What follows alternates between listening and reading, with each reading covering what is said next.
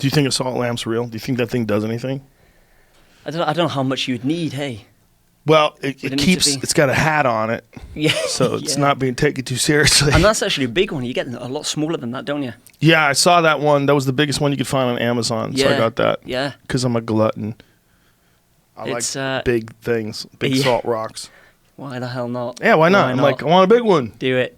It's very, very flashy. Do you think that does anything though?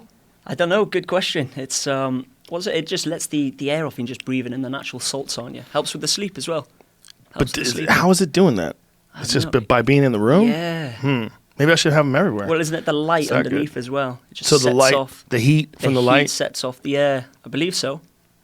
sounds like horseshit, I've right? studied it. Could Could be. be a little bit. Yeah. Hey, it looks good though, right? So you asked me before if you were the first Welshman. Yes. I think you are. Is that the case, Really? Jamie? Do you know if that's the case?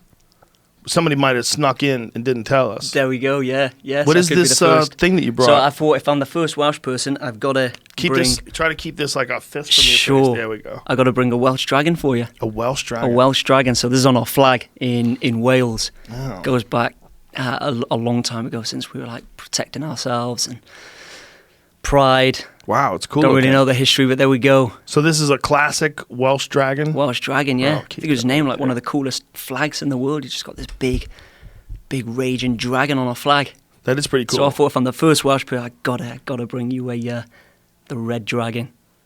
Look at it right there. There's some images There of we it. go. Yeah. Have you been to Wales before? No, No? no. How badass is it?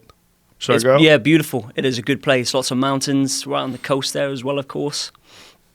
Forests, lakes, good for training. That's where I do all my training, Yeah? actually. Yeah, hardcore elements. Speaking of training, Ash, tell everybody what you've done. So I've recently, only 5 months ago now, 5.5 months, came back from achieving my third world first record in walking the entire length of the Yangtze River in China. So it's the third longest river in the world, the longest to run through a single nation. So it's 4,000 miles. It took 352 days. And it's from the Tibetan Plateau in the west of China. So you're talking 5,100 meters above sea level, which is equivalent to Everest Base Camp. And yeah, 4,000 miles later, 352 days, you end up near Shanghai, where it pours out into the East China Sea. You know what I thought when I heard that you did this? I thought two things. One, I thought this guy's insane. Like, what kind of willpower does it take to walk and hike 4,000 plus miles? But the other thing I thought is this kind of validates a lot of the ideas that people have always had about human beings migrating from Africa and through Siberia and through the Yeah. Bering Strait. Like, Yeah. if you can do that, what you did is not dissimilar. You know, That's it. Yeah. It's- You've got trails all over the world. and haven't you're you? just doing it for a world record. Imagine if you're doing it because you're trying to stay alive. You're trying to Exactly. keep your family alive. Yeah. I tell you what, yeah, we would have had. Oh, there's so much history in journeys that mankind kind of taken Yeah. on since. Wow, I'm reading Sapien at the minute. Oh, it's great. I only just started. Yeah. But that's just mind-boggling with the numbers. You know, it takes it right back, and it's like whoa. But Yeah. so the source of the Yangtze, it was actually only discovered in 2009, the true and scientific source. Really? So, yeah, that gives us. We had to do it took over 2 years of planning. So it was a case of working heavily in China, finding out whether this had ever been done before. We had to get different teams involved globally. And then we discovered that I was always preparing to go from the traditional source, which is most famous for the source of the Yangtze River being there. But then we only discovered about a year into the planning that actually there's a true and scientific source found by the same guy who mapped the traditional source, yet he partnered up with NASA, used all the satellite technology, was able to correct us wrong. It's slightly longer than the traditional source. And that was it. We're like, right, it's got to be the true and scientific source. How much longer is it? It's probably only a distance of 20 to 30 miles, which that's only really a day's trek. But it was more close to Tibet. It was more southwest of China, so it was closer to the Tibetan border, which means it's a little bit more sensitive. So It was tougher to go from the true and scientific source for sure, but it's the longer one. If you're going to walk that distance, you've got to do it the proper way. Yeah, I agree with you. I'm glad you think that way. But Mm. obviously, a person that's willing to walk 4,000 miles would think that way. Like, Yeah, you wouldn't skip on 20 day. miles. Can you Right. imagine if you skipped on 20 miles and everybody's like, well, you did a pretty good job, but actually, Mike over here just did the whole thing. Exactly. The actual scientific one. That's He's it. the real one. Well, that happened towards the end as well. So coming up near Shanghai, there's an official point of where the Yangtze pours into the East China Sea. And they're like, you only have to go to this point. I'm like, no, I'm walking to where the land ends. So that took me only an extra couple of days. But can you imagine finishing? It's like, oh, you didn't quite make it, did you? You were close. But you didn't quite make it. So What I is thought, the I'm walking. feeling like when you know you only have 2 days left? Oh, man. Well, we were hit by Storm Akima, so it was one of the biggest storms they've had in the past 30 years. And that put me into hiding, I had to shelter up after everything that I'd faced over 350 days, And that stopped me only a couple of days before I crossed into the East China Sea, before the finish. But at that point, it's almost I had visualized the completion over and over again in my head. I'd played it so many times of what it would be like, what it would feel like, what it's, everything to cross the finish line. That almost when that day happened and I did cross the finish line, I almost over-visualized. I didn't feel anything. It's just like, well, so it's about damn time, Wow. Yeah, and I believe, the law of attraction, visualization, I've always been a big believer in that. And same with Mongolia and Madagascar, which were my previous expeditions. I almost lost my life on both of those trips. At the time that I'm suffering, I'm just constantly visualizing. I was focusing on recovering, getting better, visualizing the finish, keep getting up, keep pushing on. I want to get to that. I want to get to those. But I want to ask you, when you decide to plan this trip, Yeah. so how much had you learned from the first 2 crazy trips that you had? And how did you calculate like how much food you're going to need, where you're going to need pit stops, where you're going to be able to, like, how did you do it? So with that, we're always looking for communities on a long route. If there's a community, there's food. And actually that brings me back to the traditional and then the true scientific source. If we went from the traditional, we'd go maybe 1 week or 1.5 weeks without coming across any locals. So we'd have to carry a week and a half worth of ration packs in our backpack. But the true and scientific source sent us back. I think it was 2 or 3 weeks we couldn't find any community along the way via satellite and via the people that they are my logistics managers. So that meant we'd need to carry. That is the craziest way to try to visit people. Yeah. Find them through satellite as you're trekking through a forest. Yeah. And then try to get food. That's it. And we're always maximizing it as well. So we're saying, okay, that's 3 weeks. So let's carry food for 3.5 or 4 weeks. Because if that community is now empty or abandoned, then we're out of food. What are you carrying for food? I would carry ration packs. And the ration packs were pretty good. We had like chicken tikka masala, spaghetti bolognese, carbonara, and each ration pack was around 800 kilocalories. And are you using are these dehydrated? Yeah, that's Okay. it. So you just boil the water, And you the pour hot it in water. there? You wait about 15 minutes. It's like a and mountain good to go. house, like that kind of a deal? Yeah, similar. That's it. So Wow, you must be so looking forward to regular food by the time that's Big over. time, yeah. Oh, what's the first Yeah. thing you ate? the one that I was craving was just protein. So I was thinking of peanut butter. I was thinking of cheese on toast. Because you had just mostly carbohydrates? for Yeah, your hydrate? exactly. So I was like, Yeah. chicken as well was a big thing. I was just craving all of this big time. It's But I don't know funny. what the first thing I It's funny how your body knows what you need. Exactly. Yeah, you've got to listen to your body, Yeah. haven't you? You've got to listen. It's hard to listen. I mean, it's hard to know. Well, I'm not really sure what I hear. Yeah. You get an odd craving. Sometimes I'm craving ice cream. Is that I'm supposed to listen? Just have ice cream? Like That's it. Yeah, exactly. It seems Yeah. weird. Yeah, It seems yeah. weird just listening to your cravings. That seems Yeah. ridiculous. And I think, no, you're right. It does. I think almost listening to, you've got to be stripped of all of the protein and whatnot running through your body currently, haven't you? I think if you're full, you're craving ice cream. If you're full, you want a dessert. But I think if you're now at the point of not starvation, but if you're really hungry and you know what's good, what's not good, I think your body gives a good tell sign of what you can. The last month of Mission Yangtze, I was really bad. I was coming across cities every day, because you can imagine, like towards Shanghai, you're coming across cities, you're coming across towns, communities, And so I was just craving protein, I was craving fats. And a lot of the time for that last month, I was just eating really unhealthily. Just getting in stodgy foods, dodgy fats, protein. You know, there was fast food chains along the way, KFC, you know, that last sort of month of it. Yes, I was out of the wild. The wilderness was like 6 months worth. Once I'd finished the first half, it was gradual for then another 2 or 3 months. But the last 3 months, you're going through city after city, all really built up, high population there. And I found that my body was craving. So I was listening to my body, was craving fats, craving protein. And yeah, you're right, it did get ridiculous. I was going to these, you know, fast food. And the translation, I could speak Chinese a little bit. I was just going to ask you I could get by. But when you say Chinese, like which dialect? Oh, there's over 100 dialects, yeah. So that's where it got difficult. Oh, no. So even, it was nails. It was nails, really difficult. So do you speak Mandarin? What do you speak? Yeah, basic Mandarin. Basic Mandarin. Yeah. Okay. Enough to just about get by. But I skipped all of the basics and went straight into the sentences. Where are there bears here? Are there bears Where here? are the wolves? Where are the wolves? Water, food, shelter. My God. So yeah, skipped a lot of the basics, went straight Dude, into those are two questions I don't ever want to hear. Yeah. Are there bears here, and where are the wolves? Yeah. Not are there wolves here. Where are they? Where are they? Fuck, That's man. it, and you're out there walking Yeah. for a year. Yeah, that's it. And for the first 6 months especially. So the first 6 months is mostly hiking in the woods.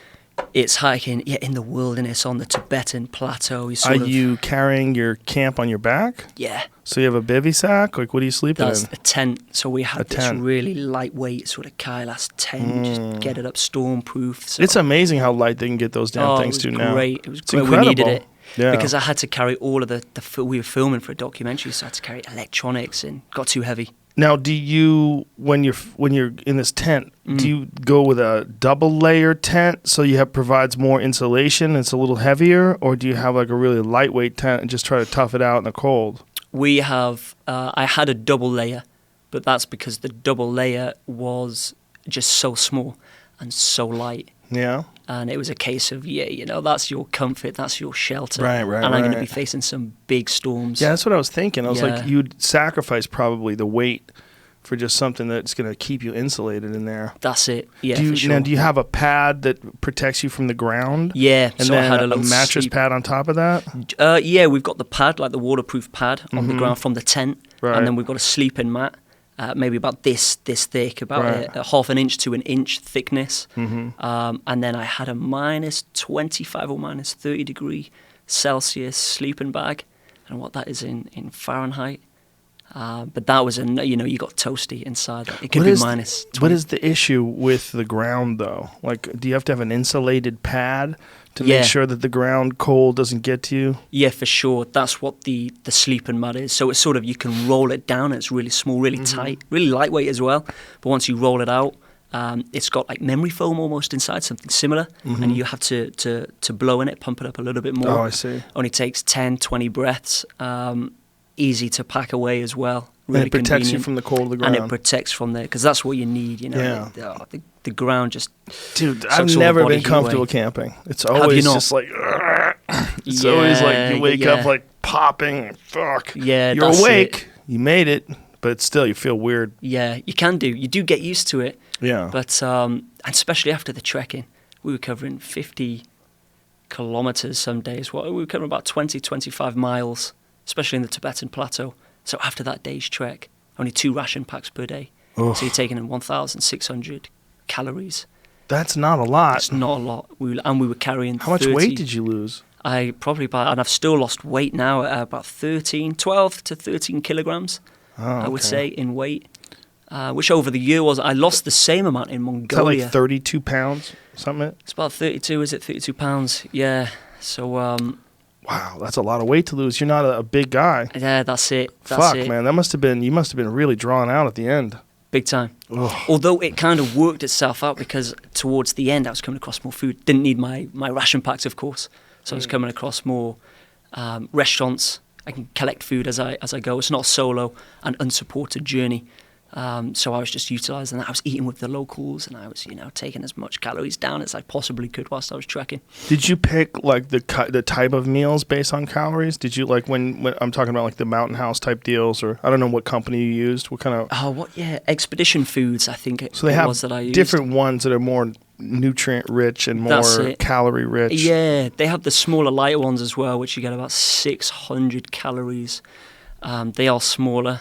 They are lighter, easier to pack, but I needed as much as I could possibly get, especially. Yeah, they have a bunch of healthy options now because a lot of CrossFitters are out there camping these days. Yeah, that's it. They want to get that healthy paleo food while they're out there in the mountain. But the what's undeniable has got to be for you is that once you've made those steps, the first steps for the first day, that you have this monumental thing in front of you. Yeah. Like, what was that like knowing when you started? Like, here, ready? All right, bye, Ash. Bye. See you in the air. Oh man, it was exactly that. It was daunting. It was so before we got to the source of the Yangtze River, we lost, I think, 4 members. When I say lost, they survived, but they got altitude sickness. They were fearing for their lives because of the bears, because of the wolves. So before we reached day number 1, before we reached the start line, we've already got 4 members of the film crew, of guides, evacuated, taken off the mountains, which brought me off the mountains as well because I needed to regroup with a different team. So everyone was scared, and people also got altitude sickness. That's got fucked up. How high are you up there? We are just over 5,000 meters. Oh my God. At this point, yeah. So it's equivalent to Everest Base Camp, I'd say. Oh my God. Which you can get altitude sickness from. That's really fucking high. That's 15,000 feet, right? It's about that, yeah. Yeah. So and there's wolves up there? There's wolves, there's bears. You can't even run. You got no air. Yeah. How helpless would you feel at 15,000 feet when you see a pack of wolves? You're like, oh, man. Yeah. And they're looking at you like, hey, you don't look too good, buddy. Yeah, it's the bears that scared me the most. Oh, they should scare you the most. You can't do anything against a bear, can you? You can't do anything against a wolf. Yeah, you can't do anything against a wolf. Especially either. at 15,000 feet when you can barely tie your shoes. And a pack of them as well. Oh, my God. Yeah. Yeah. And we can't carry any weaponry. It's illegal there. So great. Yeah. Oh, sitting duck. Really? You can't carry any weaponry? Yeah. You can't even have a knife? I tried. I took a knife out. Did I say? Yeah, I took a knife out, but it was taken from me in security, flying out to the west. So I bought another one in Yushu. Yeah, I did have a knife for the first month or 2. Yeah. But again, a pack of wolves. Yeah, you ain't going to do shit with a little baby-ass knife. Yeah, exactly. They're going to rip your ankles apart. That's it. They tear your legs apart. Yeah. Wolves are the nastiest hunters. Big time. And we had close encounter as well with a pack. There was a Tibetan. He was trying to warn us. He was trying to say, well, this is my angle. We were just talking to him. He looked a little bit worried. He looked a little bit stressed. We're high on the mountains. He keeps pointing down at a valley, talking to us into Tibetan. We didn't understand. We just sort of waved. Oh, thank you, bye. Big smile. Off we go. It was me and my friend, also videographer Kyle. We cracked on, but Kyle filmed all of that conversation. And 4 months later, we find out that from a girl from my editor team in Beijing who could speak Tibetan, that he was saying right ahead, right down that valley is a pack of wolves, and only yesterday they had killed a local lady and they were trying to get us not to go down there, saying don't go. Whoa. But we didn't know, so we were like, oh yeah, all the best, thanks, see ya. And we cracked on, and for the next 2 days we believe we were followed by or stalked by a pack of wolves. We could hear howling. Oh my God. And they cover bigger distance than humans cover, and for 2 days they were just howling the same proximity, same distance away. Fuck. How do you go to sleep at night? What's that like? Yeah, luckily it was windy. The wind would pick up at night time, so it would rattle your tent so you couldn't hear the howling. You could only hear it during the day. God. But yeah, you still stood there, your knives there, your torches there, you're constantly shouting over to your buddy. Aren't you okay? worried that you're just going to become a burrito in the middle of the night? Yeah. A tent burrito? Yeah. It was scary. I felt vulnerable. Really vulnerable up there. Fuck, bro. And the locals. How many days were you doing this with the wolves? So it was 2 days that they were following us, but we were in sort of Wolf County, if you like, for the best part of 2 or 3 months, I would say. With the bears as well.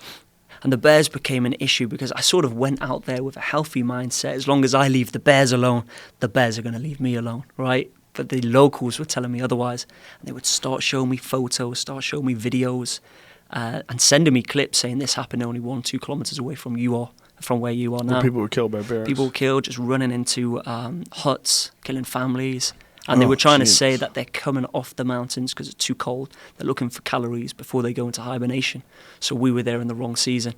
And it's that terrified us the most. It was the stories of the locals. And, if the locals panic, then you should definitely be panicking, is what I always say. There's a lot of parts of the world where you have to be really worried about wild animals all the time. Yeah. We here in America, for whatever reason, we've forgotten that. I think everybody that lives in a big city has basically kind of forgotten that. Yeah, yeah. But when you make that trek, you realize, like, oh, there's no rules out here. They'll eat you. That's it. They'll eat everything. They'll eat a caribou. They'll eat a moose. Why wouldn't they eat you? Yeah. What, do they think you're special? They don't even know what the fuck you are. That's it. It's probably the only thing that keeps you alive is they haven't eaten a person lately. Yeah. And they take, like you said, caribou. They can take the bears are big enough to just caribou, like moose. Yeah, moose are huge as well. My friend watched a moose watched a bear kill a moose on a spotting scope. He was looking through a spotting scope and he saw a bear swat down the back of a moose, just break its back. Snap its back, terrifying. He said the grizzly hit the moose so hard it snapped its back. Jeez. And I'm like, what? The power, the sheer strength in a bear. And they are big, aren't they? The moose are Moose are huge. Yeah. This bear swatted that thing and broke its back. And he said he watched it go down. He watched this chase. There's like this altercation between this bear and the moose. And he stayed on it. And the bear gets a hold of the moose and just fucking swats it. Terrifying. The moose is like, I got to get the fuck out of here. And the bear's like, bitch, you going nowhere. Yeah. Yeah. Yeah, those animals are up there in China too. Yeah. They're a very similar type of bear, right? It's a type of brown bear, isn't it? That's it, type of brown bear, yeah. Slightly. You've got the big ones here, haven't you? The probably grizzlies. In Alaska, Not they're here. the biggest, aren't they? Well, they killed them all in California. Everything that they had that was here in California, it's on our flag. It's our state flag. If you look at the California state flag, there's a giant grizzly bear in the middle of the California state flag. No way. Yeah, because it used to be an issue here. Got you. They killed so many people that we just killed all the bears. Not we. I wasn't here. Got you, yeah. Wow. I didn't know that, yeah. So they're further north now, are they? That's it right there. Yeah, there you go. Yeah, they're nowhere near here. You got to go up into like Vancouver. British Columbia has them. British Columbia has a lot of bears. Yeah. They have Montana has them. Montana has grizzlies. Wyoming has grizzlies. Colorado may or may not. My friend Adam saw them there. Yeah, but they're not in California anymore. And it's just because they killed them. There's actually a town named after the last guy who died. Oh, really? Levesque, California. The last guy who got killed by a grizzly bear. Just out hunting, was it? Or? Just probably being a dude that was alive back then. Yeah, man, terrifying. So you experienced this in China. What are your precautions? Are you allowed to bring bear spray? So we had an air horn. We had a whistle. Oh, Jesus, a whistle. A whistle, yeah. So they say that the biggest attacks happen from where Tibetans out farming, doing their business in the mountains. They're in the forest and they come up the top of the hill. There's a bear there, and obviously the bear's shocked, it's scared, and it just attacks. Yeah, that does happen with bears in America as well. That's it, yeah. So they would say pretty much take a whistle, take an air horn, make yourself aware, make the bear aware that you're present, you're approaching. And normally they would scare off, they'd run away. But there was a local that told me that, so they have these big Tibetan Mastiffs. Have you seen the Tibetan Mastiffs? Like the dogs that guard the 200 plus pounds are huge. Terrifying. More of a problem than the wolves they were for me, because they can scare away the wolves, they scare away snow leopards, the bears. But this one local was telling me that he wasn't living in his gur, which is like a white felt tent, like a yurt. He was living in a concrete hut. And he had a courtyard with a fence. The fence was open, but just outside the fence is a Tibetan Mastiff chained up. And he said that this bear wasn't fazed about the Tibetan Mastiff. It walked straight past it into the courtyard and was scratching at his steel door whilst he was hiding in one of his empty cupboards. And it lasted about 30, 40 minutes, and he was telling me this story. And I'm like, I'm in a tent. It's scratching against this steel door, and I'm just in a tent in the wilderness. Fuck, man. They're monsters. If they weren't a real thing, if grizzly bears or brown bears weren't real, and then they were in a movie, you'd be like, "What? Imagine that poor guy." And imagine someone would ask someone like you, like, "Why in the world, if you know they're there, would you gonna want to walk for that long in bear country?" Yeah, well, that's it. That's how many people were with you? Towards the start, so it was myself. It was 2 guides that I had, Tibetan guides, so we couldn't even communicate. but with safety in numbers. And we took a horse for the film crew, but the film crew got altitude sickness and left us with the horse, which I named Castor Troy. Have you ever seen the movie Face Off? Yes. The badass Castor Troy. Oh, that's hilarious. I've got this thing where I name like my bicycles, or like carried a chicken. We'll get to that. Carried a chicken in Madagascar. And I've been giving them old, crazy, ridiculous granny names. And I was like, this horse is the last one standing. Whilst my crew, my guides are suffering with altitude sickness and being taken off the mountains. You've got this horse still suffering with altitude sickness. Never knew that, but apparently animals can suffer with altitude sickness. But he's there like a badass, still going. So it's just me and him. And I'm like, I can't give you a granny's name like Elder or Dot or Gertrude. I'm giving you Castor Troy. From Face Off. That's From hilarious. Face Off, yeah. We've made fun of that movie multiple times. Like the preposterous nature of switching faces. Yeah. You look exactly like Nicolas Cage now. Man. So these people come with you in the beginning, and then do they stay with you the entire trip? Yeah, we hoped so. No, sorry. So it'd be... So the first 2 guides that I had got altitude sickness, as well as the film crew. I came off the mountains. I found 2 new guides who were willing to join me. About 50% now of the UK team and the China team were saying, abandon the expedition, start again next year. Start again? So yeah, try again next year, because it was getting too close into winter season. How many days had you already walked? We hadn't reached the start point yet. Oh. So I think it was 4 days it took for us to get to the start point. But just before we reached the start point, that's when the film crew got altitude sickness. We sent them home. And then the next day, my guide, he was vomiting. He had nosebleed. We had to get him off the mountains too. So we left the horse with some local nomads, got him off the mountains, regrouped with a different team, and tried again. So our first attempt towards the source was a fail. We regrouped. It was myself. It was 2 guides. It was the horse. And we eventually, finally, made it to the source. Wow. It was on that gap in a nearby city of regrouping with a new team, with new guides that my team in the UK and China were like saying, I think it's best if you hold back and we try again next year, because you'll be in the Tibetan plateau during the depths of winter, which drops to about -30, -40 degrees Celsius, which was a worry. But I believed that we could get off the mountains. It was the altitude that was the problem. Down into lower altitude before the depths of winter. And for people who don't know the conversion, I think that's where it meets in the middle. At -40 is where Celsius and Fahrenheit is the same. Right. So, okay. So people in this country use Fahrenheit. A lot of us, you say Celsius, and we're like, -40 degrees Celsius. I think -40 and -40 Fahrenheit are the same. Oh, yeah, really? I think that's where it hits the button. Got you. What does it say there, Jamie? So minus Celsius, -22 Fahrenheit. You're right. Go to -40. I think -40 is right where it is. No, -40. Yeah. See, that's where it's exactly the same in Celsius and Fahrenheit. There we are. It's a weird thing, right? Because how the fuck does that happen? Yeah. How is it the same thing? Like you're never the same thing. Yeah. Like how you become the same thing? Like who's got the wonky system? If at -40, it becomes the same. There we go. Very weird. -40 Fahrenheit. Yeah. Right, because it showed like 40 Celsius is very hot, right? It's like 100 plus degrees. Yeah. 40 plus 45, you're melting. That's a struggle. But -40 is the same. Yeah. What the fuck is going on here? Who's got the wacky? What's 40 degrees Celsius in Fahrenheit then? 4 degrees Celsius is probably 100. We will come to that. What is it, 104? 104, yeah. 104. 104. Yeah. Oh, yeah, 104 Fahrenheit. Yeah. Yeah, it's hot. Yeah. Weird. Melting. Now, what kind of gear are you guys taking with you in terms of like, are you taking a jet boil? Are you taking just matches? Are you hoping to find wood? Are you trying to stay light? Do you have a lightweight stove? Like, what do you? So we took a lightweight stove along with us. We took flint with us as well, matches and a lighter.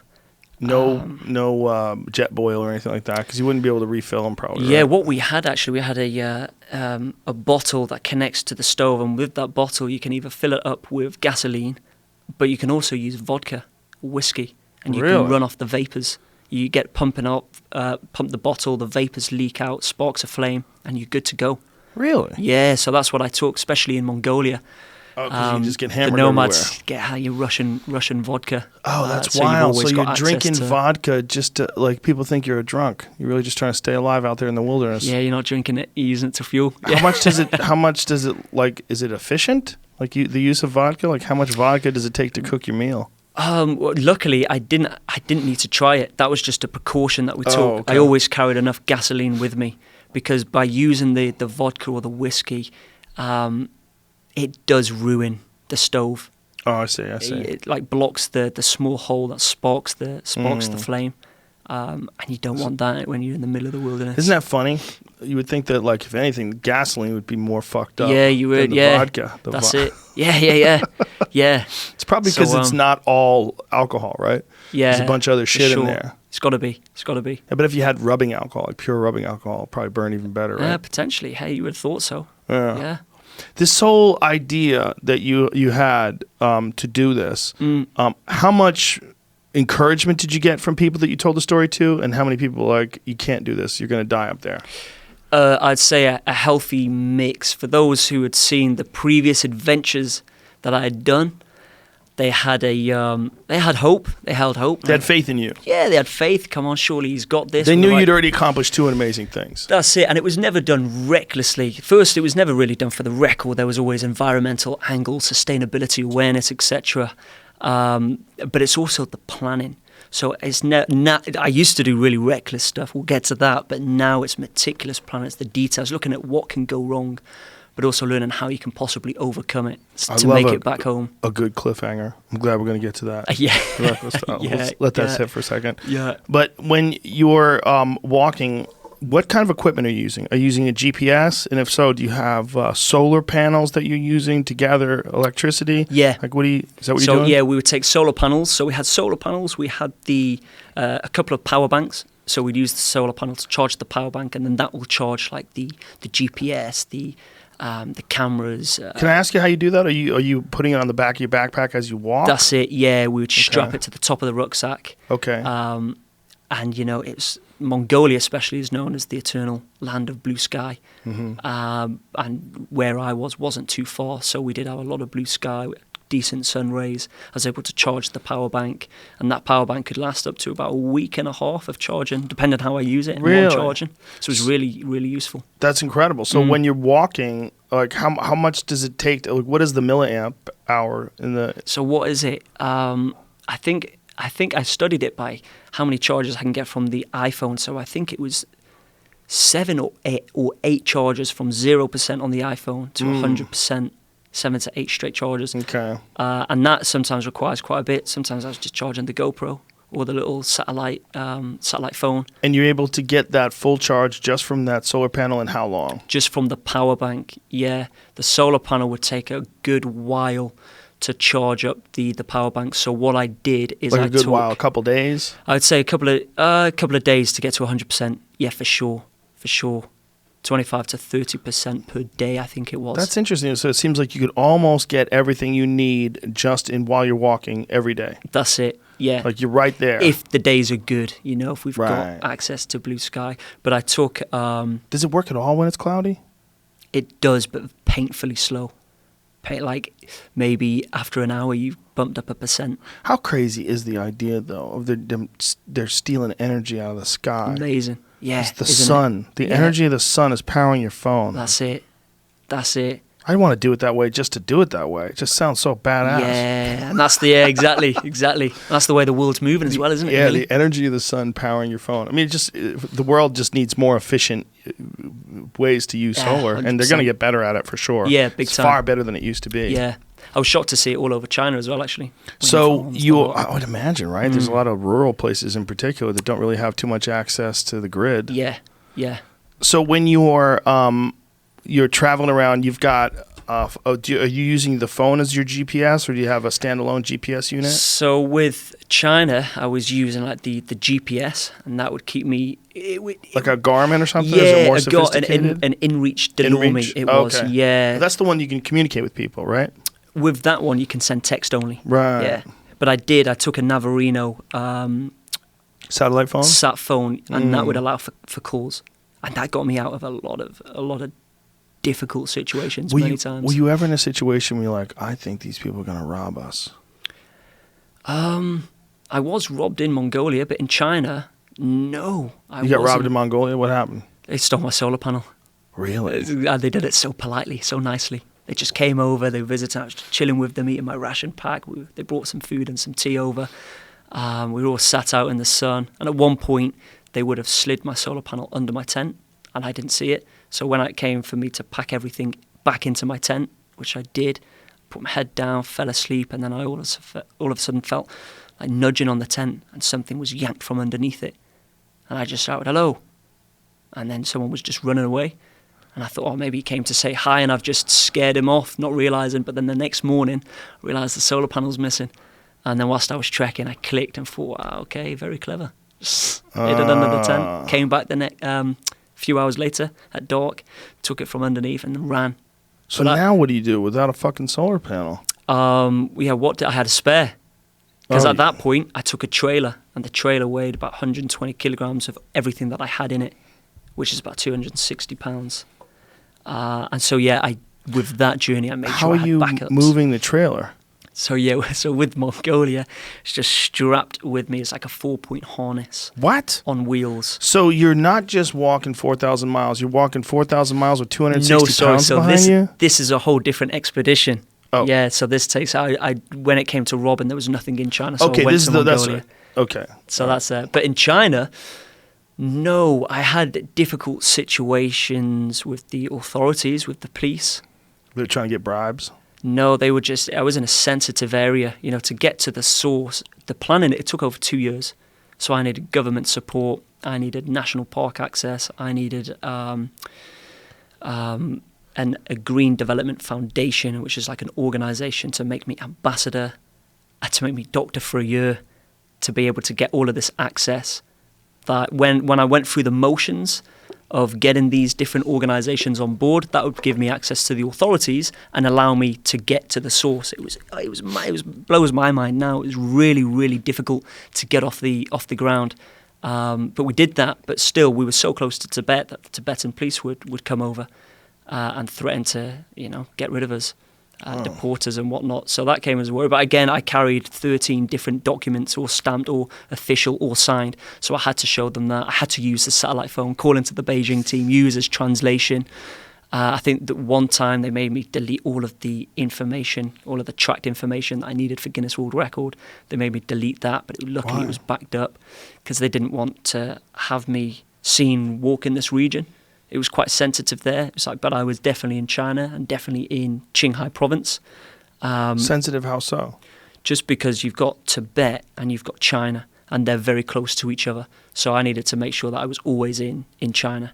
But sometimes you'd get the police come over too. Did they think that you were a spy or something? Like, what did they think? Yeah, no idea what they thought, but it came as a shock to them. They were also very worried for my safety. So there was that angle as well, that they were saying once they found out it was official, it was legit, and they'd apologise. They'd actually follow me on the Chinese social media, follow the journey. So that was great. But after that, they did say, we are just, bringing you in for your protection. There's bears, there's wolves. We've not seen a Westerner out here in I don't know how long. So that got tricky, and there was one stage where they said, you need to be on the other side of the river. So they drove us 40 miles back on ourselves to a bridge, dropped us off on the other side, and we had to do those 40 miles all over again. That was day 6 into the journey. And we were desperately trying to get off the mountains, and now we were just dropped back 40. We had to walk those 40 miles again, no way around it. Nightmare. Fuck, dude. Fuck. So yeah, it was really tricky. The source around that area, really sensitive, and then we found that the locals would call the police as well. They would radio to the next gur, to the next gur, to the next gur, until eventually there was phone signal, and they would call the police, and the police would often rock up at 2-3 o'clock in the morning, just at our tent. They had the location bang on. They rocked up, like, what are you doing here? So we found out that the locals were amazing, very hospitable, but they were worried and they didn't know if they've seen a Westerner. Do they report it? Will they be in trouble if they don't report it? So they did. So it pretty much went from Mission Yangtze to almost Mission Escape and Evade. We had to escape the sensitive region that we were in, but we had to evade the locals because we realised that it was them calling the police. That went on for about 3 weeks. Would maybe think that you were an escaped fugitive, right? Yeah. Because if you think of a fugitive from America or the UK is trying to get away, like what better way to just jump into the middle of nowhere in China and walk? I would Yeah, think. that's it. Yeah, That's potentially, or just You again look the like threat you could from be a fugitive. Yeah. You do. You look like Yeah. maybe some sort of bank robber type That's character. it. That's From a it. Guy Ritchie movie. There we go. So you are avoiding this sensitive area. So the Yeah. sensitive area that's close to the Tibet and the Chinese border. Yeah. Did you anticipate any of these things beforehand? Like, did you guys sit down with the team, like when Yeah. you were, and did you say, okay, this could go wrong, That's this could it. go wrong? How many Yeah. things did you figure could go wrong that didn't? So many things that could have gone wrong that luckily didn't. This Like- was really sketchy. Just the Yangtze is just known. It cuts through a lot of diversity. It's a beautiful, stunning part. One of the beautiful places that I've been. But there are sensitivities. There's the elevation. There is the wildlife. There's the temperatures as well. Did And you the ever see Yangtze- that video of I don't know if the girl's from China or from Japan? It turned out to be fake, but she's snowboarding, and behind Yeah. her you see a bear running. Yeah, I did see that video. Yeah.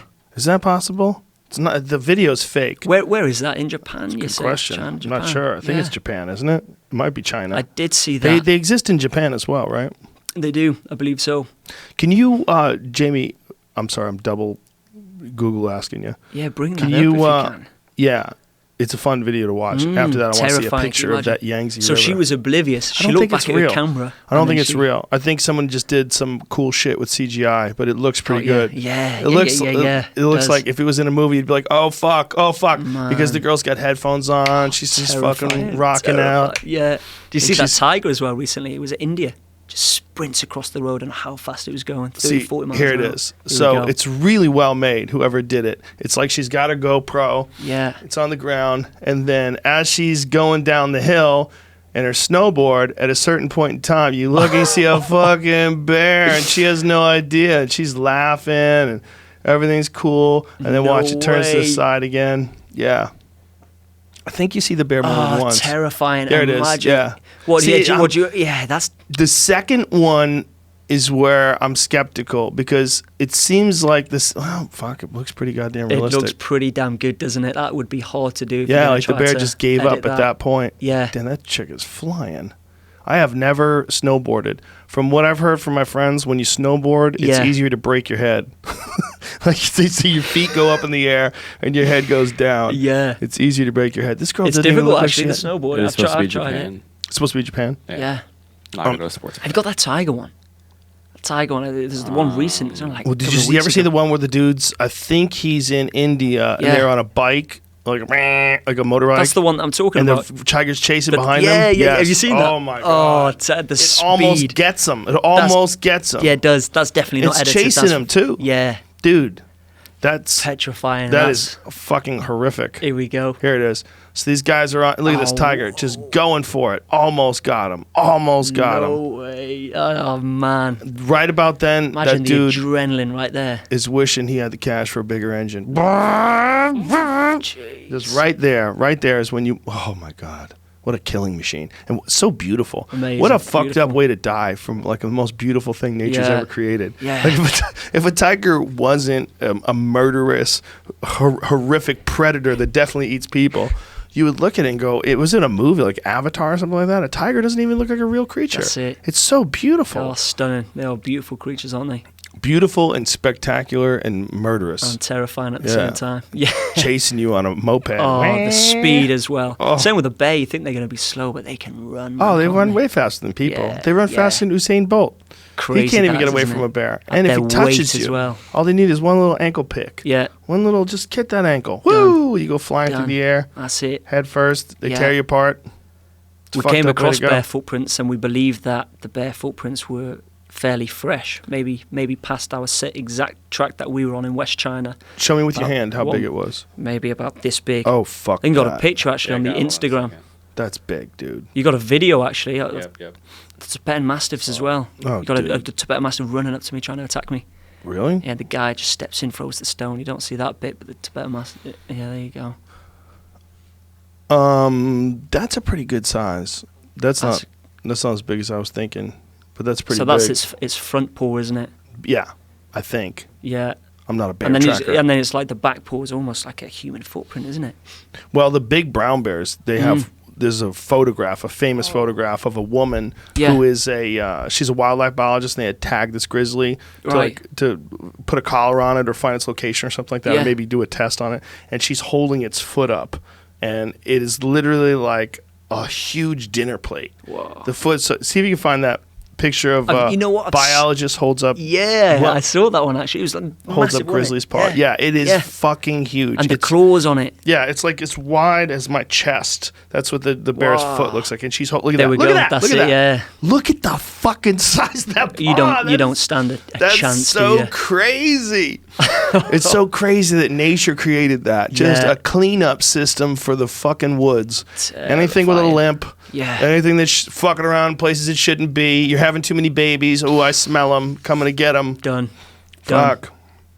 So we here you are, and you're out there with these things, and you just have a little tent and no weapons. Little tent, yeah, and no weapons. And there's 3 of you. 3 of you or 4 of you? There was 3 for the first 3 weeks, and then there was 2 of us for 4 days. Then from then on, it was pretty much solo most of the way for the first sort of half of the expedition. And then the second half was super interactive. Opened it up, people would join in. Oh, so people knew about it. Yeah, it went pretty big in China. We'd have journalists, we'd have Chinese celebrities. And they'd walk with you? And they would trek with us, yeah. Ooh, that's we'd sometimes organise events where it'd be rock climbing, we'd be teaching them how to belay off the cliff. And we're like, do they have Instagram in China? No, so I had to get all of the different social media platforms. There you go, that's pig's liver. Whoa. So they marinate it in vodka and chili. And you're drinking it? No, you're blowing it up? Blowing it up. That's pasha worm. So that's like a rare delicacy. You can eat it raw straight from the Yangtze River. How sick did you get? Yeah. You had to have some serious stomach bugs going yeah, around I'd eating say that over stuff. the past decade I've eaten all sorts. The lot. So there's like towards the east, so it was super interactive as well. It was. So these kids all knew that you were doing this? Yeah, there's a news channel there as well, and we were creating a documentary. Oh, that's pretty cool. At one point it got good hospitality? Yeah, amazing hospitality. They were so friendly. At one point, Adidas got wind of it, and they invited me out to launch. Do you know Jet Li? Yes. He had a co-branded range between himself and Adidas. So it was like a photo shoot, GQ, Adidas, and Jackie Huang, who's like a big movie star. And I just jumped at the chance. It was 1 day off, 1 day in Shanghai, straight back into the wilderness. And that was crazy contrast. 1 minute in the wilderness, next minute flying out to Shanghai, got all of these stylists, makeup artists, like, whoa, photo shoot, boof, straight back. Yeah. And that was, they wanted like a face of the East to represent the brand, but also a face from the West. So it came from nowhere. So it was great, lots of people started getting wind on it. Again, I had to start, I think, 8 to 9 different social media channels in China, because they have their own platforms. They don't have Google, Instagram's banned, YouTube, etc.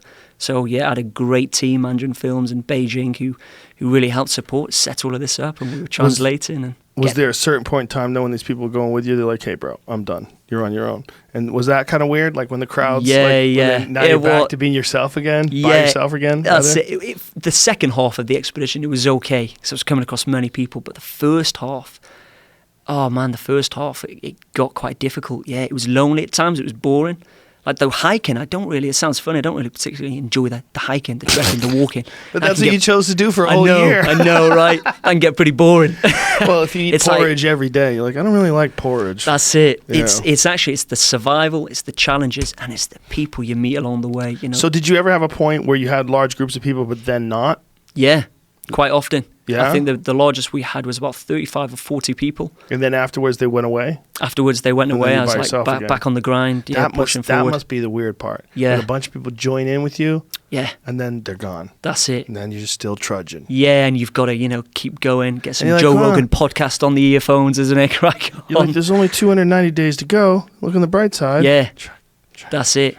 And the first part was more so, because the second half, there was lots of people. It was very interactive. The first half, like I had a UK photographer fly out, Martin Lyons, and he joined me. He was supposed to join me for 2 weeks, but there was a terrifying landslide pretty much. It just blocked the way, and there was only 2 options to cross. And again, this isn't his profession. That's not what he does. He's a photographer. So he's come into my world, and he's seen these 2 options. Either one could go terribly wrong. You're dropping a hell of a distance, and you're straight into the Yangtze River. So he was supposed to join me for 2 weeks, but he ended up going back on day number 1 after 6 hours, just because the danger of trying to cross it. And so that, for my mindset, having company for 2 weeks of a good friend of mine as well from the UK. I could speak, I can converse and communicate with, to then having no one and back to my own. It's still in the wild side of China, still bears, still wolves, and I'm solo. So that hit me hard. I was like, damn. Are you keeping a journal in your tent at night? Yeah, I would actually I did on the previous expeditions. With this one, I stuck to voice memos because it would capture my thoughts, my feelings, my emotions. And so I was, especially for the book, I was capturing as much as we possibly could. And you doing this with your phone?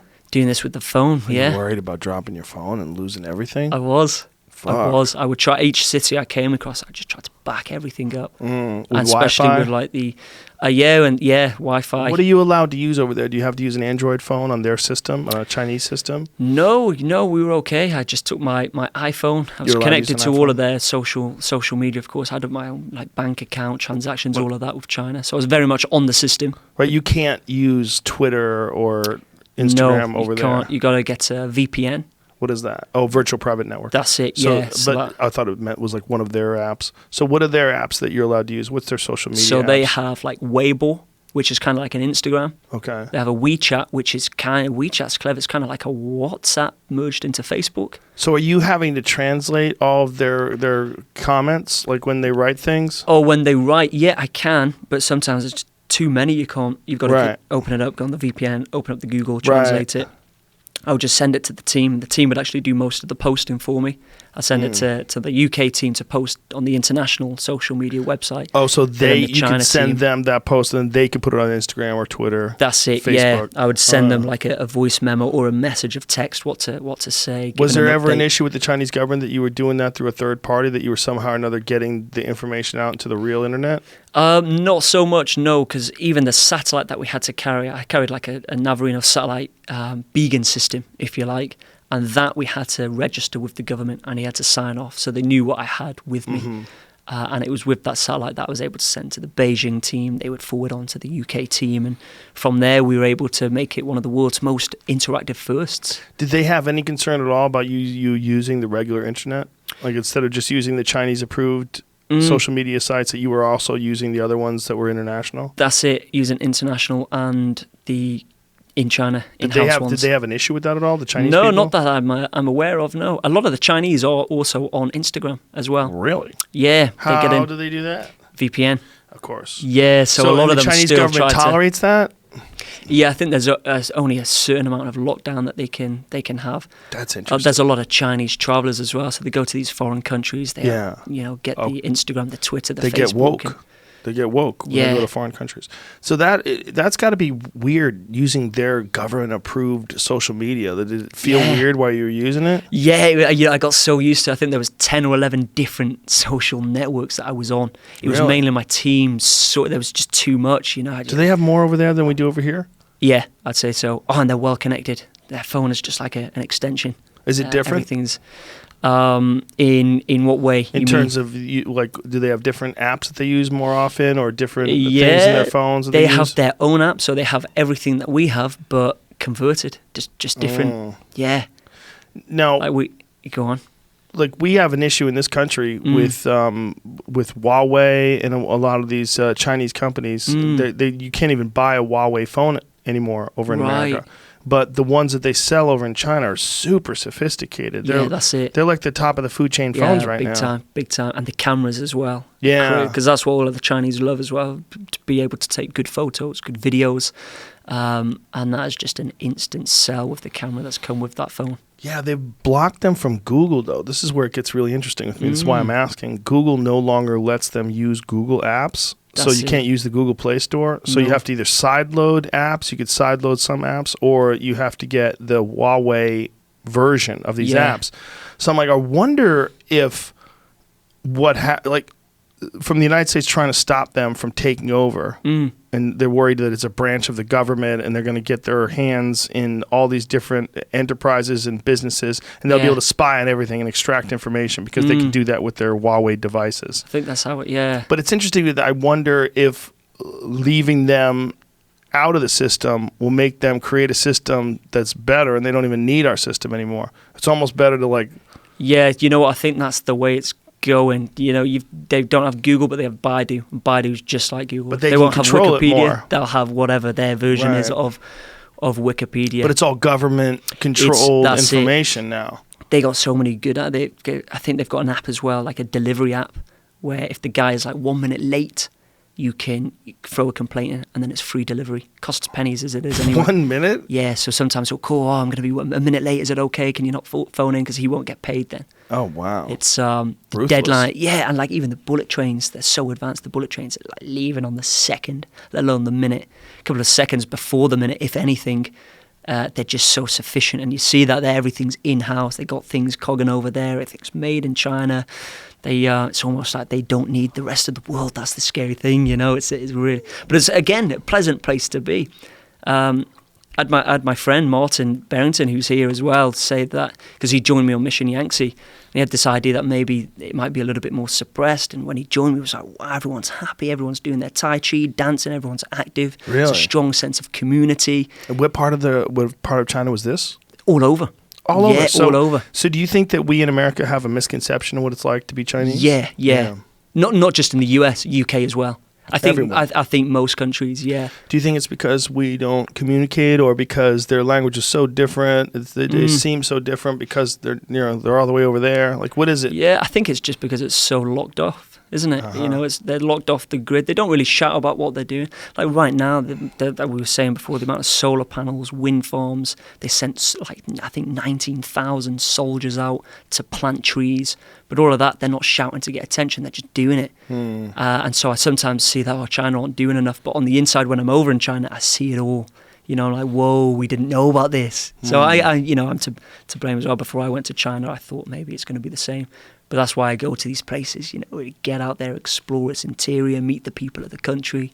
And it's a pleasant place to be for sure.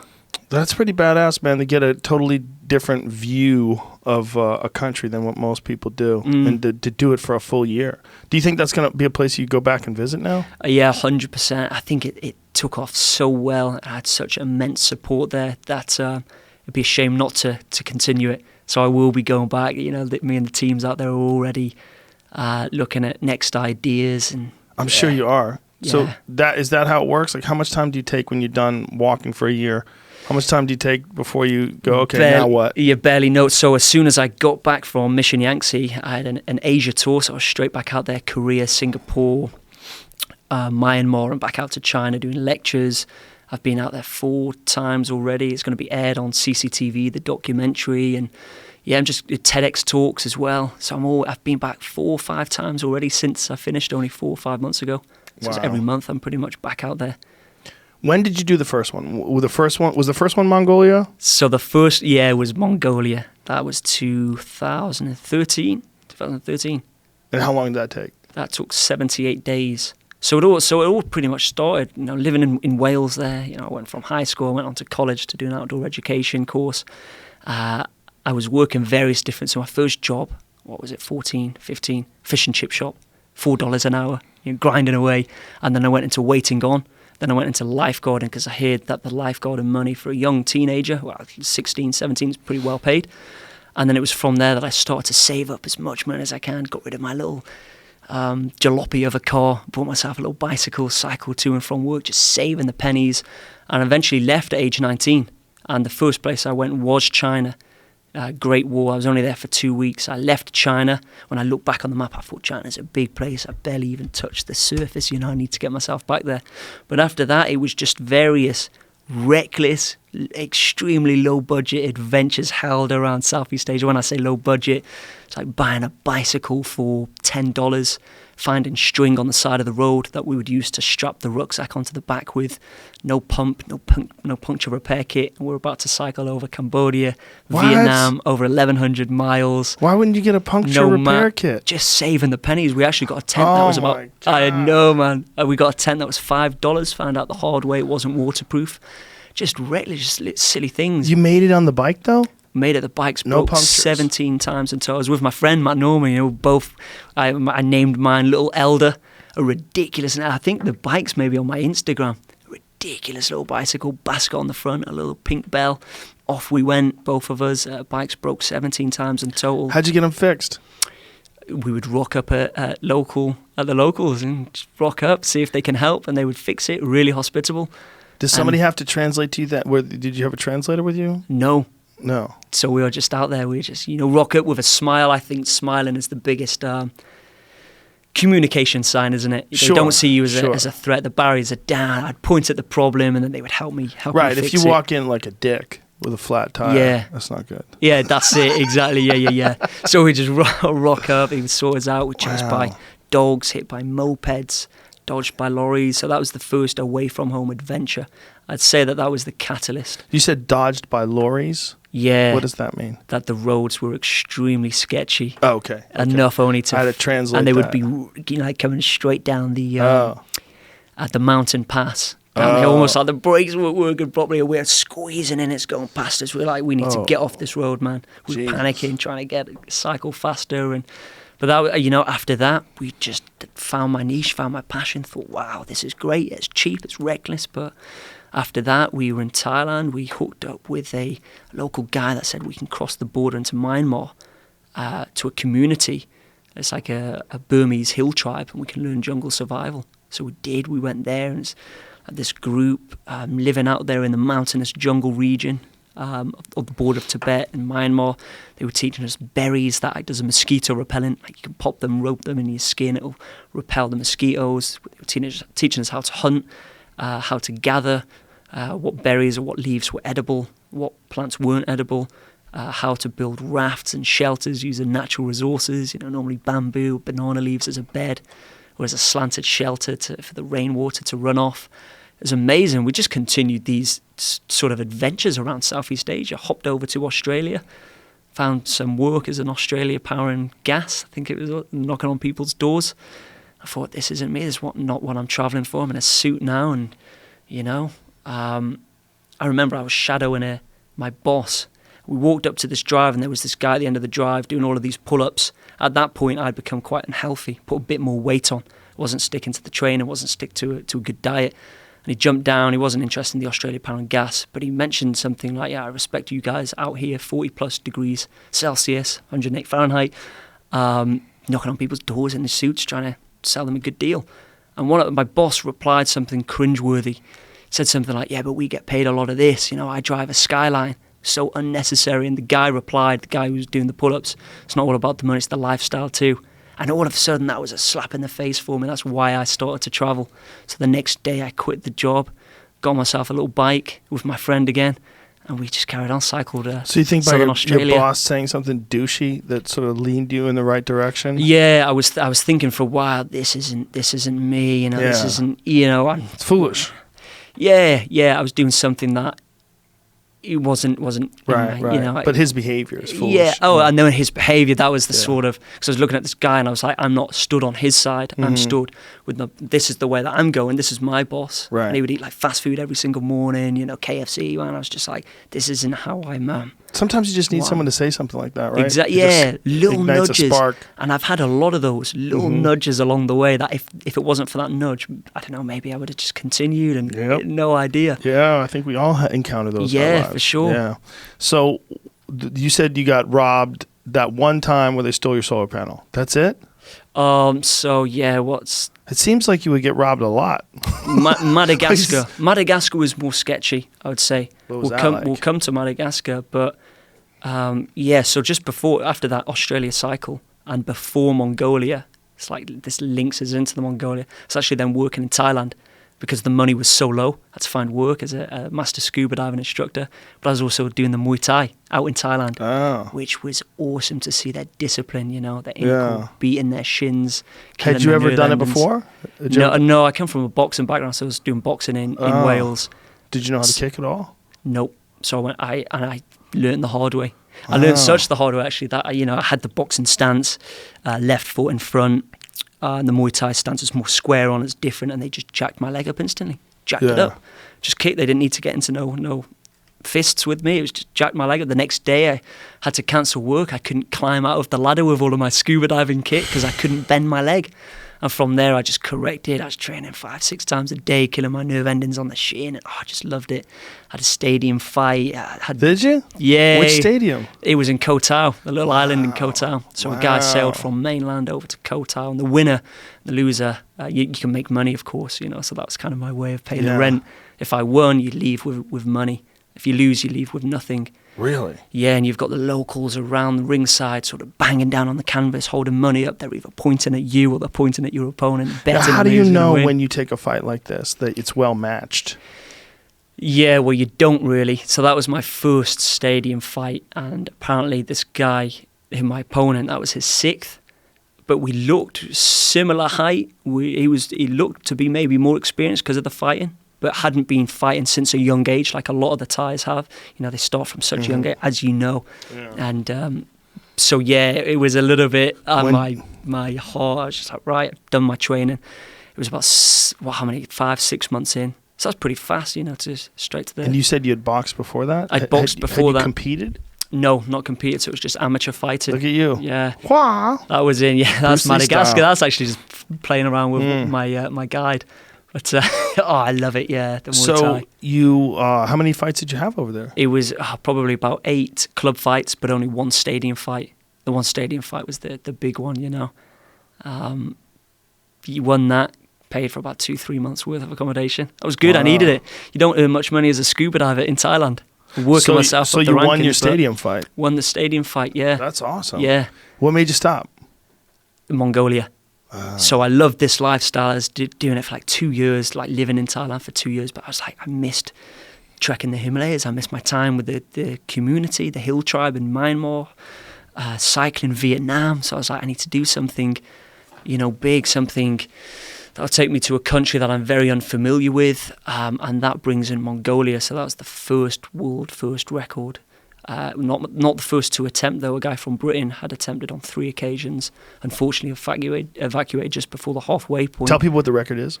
So it was the first to walk solo and unsupported across Mongolia's length. So it was from west to east. And when you say unsupported, does that mean there's no one monitoring you at all? That's right. So you're on your own. You're trekking by, apart from the people that you see along the way, the communities.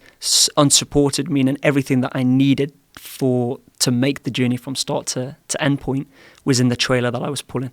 And it was a bog standard trailer built in a family friend's back garden. So you said this trailer weighed 200 and what pounds? Yeah, 120 kilograms, which I think is 260 pounds. So here you are pulling this thing with a 4-part harness. First of all, that's hard. That's hard to do. Yeah. Is it a flat road like that? So this is entering the Gobi Desert. So it's 3 weeks over the Altai Mountains, 5 weeks across the Gobi Desert, and a further 3 weeks up through the Mongolian steppe. So the Altai Mountains were excruciating, you know. It's no suspension, of course, on the trailer. Even one little pebble or stone gets in the way, and you're struggling to... This is a sandstorm that I came across. It was actually one of the smaller ones. What? That's a small one? That's the small one, yeah. It's so painful as well. Have you ever been in a sandstorm? No. So it picks up the stones and grit. It's a whipping effect. Well, I could imagine it could be deadly. You can't see anything, right? Well, I've seen some of them that roll into Iraq. Yeah. There's soldiers that have taken videos of them and put them up on social media. It's crazy. It looks like something out of a biblical movie, rather. Yeah. You see this scary. Yeah, these giant clouds of dirt hitting your way. Have you ever seen those, Jamie? Sandstorm. Pull up Sandstorm in Iraq. It's some of them are so insane. In the distance. Yeah, you see it coming. You're like, what the fuck, man? Yeah. And everybody's just got to hunker down. Yeah, that's it. And just got to ride it out. Like, yeah, like I was able to. Yeah, there you go. That video is fucking bananas. Al-Assad Air Force And as soon Base. as it hits the wind, the disorientation is darkness inside, and you can't hear anything. And you're going to get in your tent, and you're going to have to breathe through that. Yeah, there wasn't one big enough, I would say, that I had to hide. It was still big, but I carried on walking because sometimes it just come out of nowhere. So I didn't. It was more like this, when these without the wall that you can see in the distance coming towards you, like that video. Go back on that, Jamie. This is how you see the storm overtakes them, and it literally kills the day and turns it into night. Yeah, because it blocks out the sun. This is where it's really crazy. Because you see this guy standing there. And the storm starts to overtake him, and everything starts to get dim. And then after, look at the difference in the color. So fast changing as well, isn't it? Yes. And now they're in the middle of it, and now it literally blocks out the sun. Wow.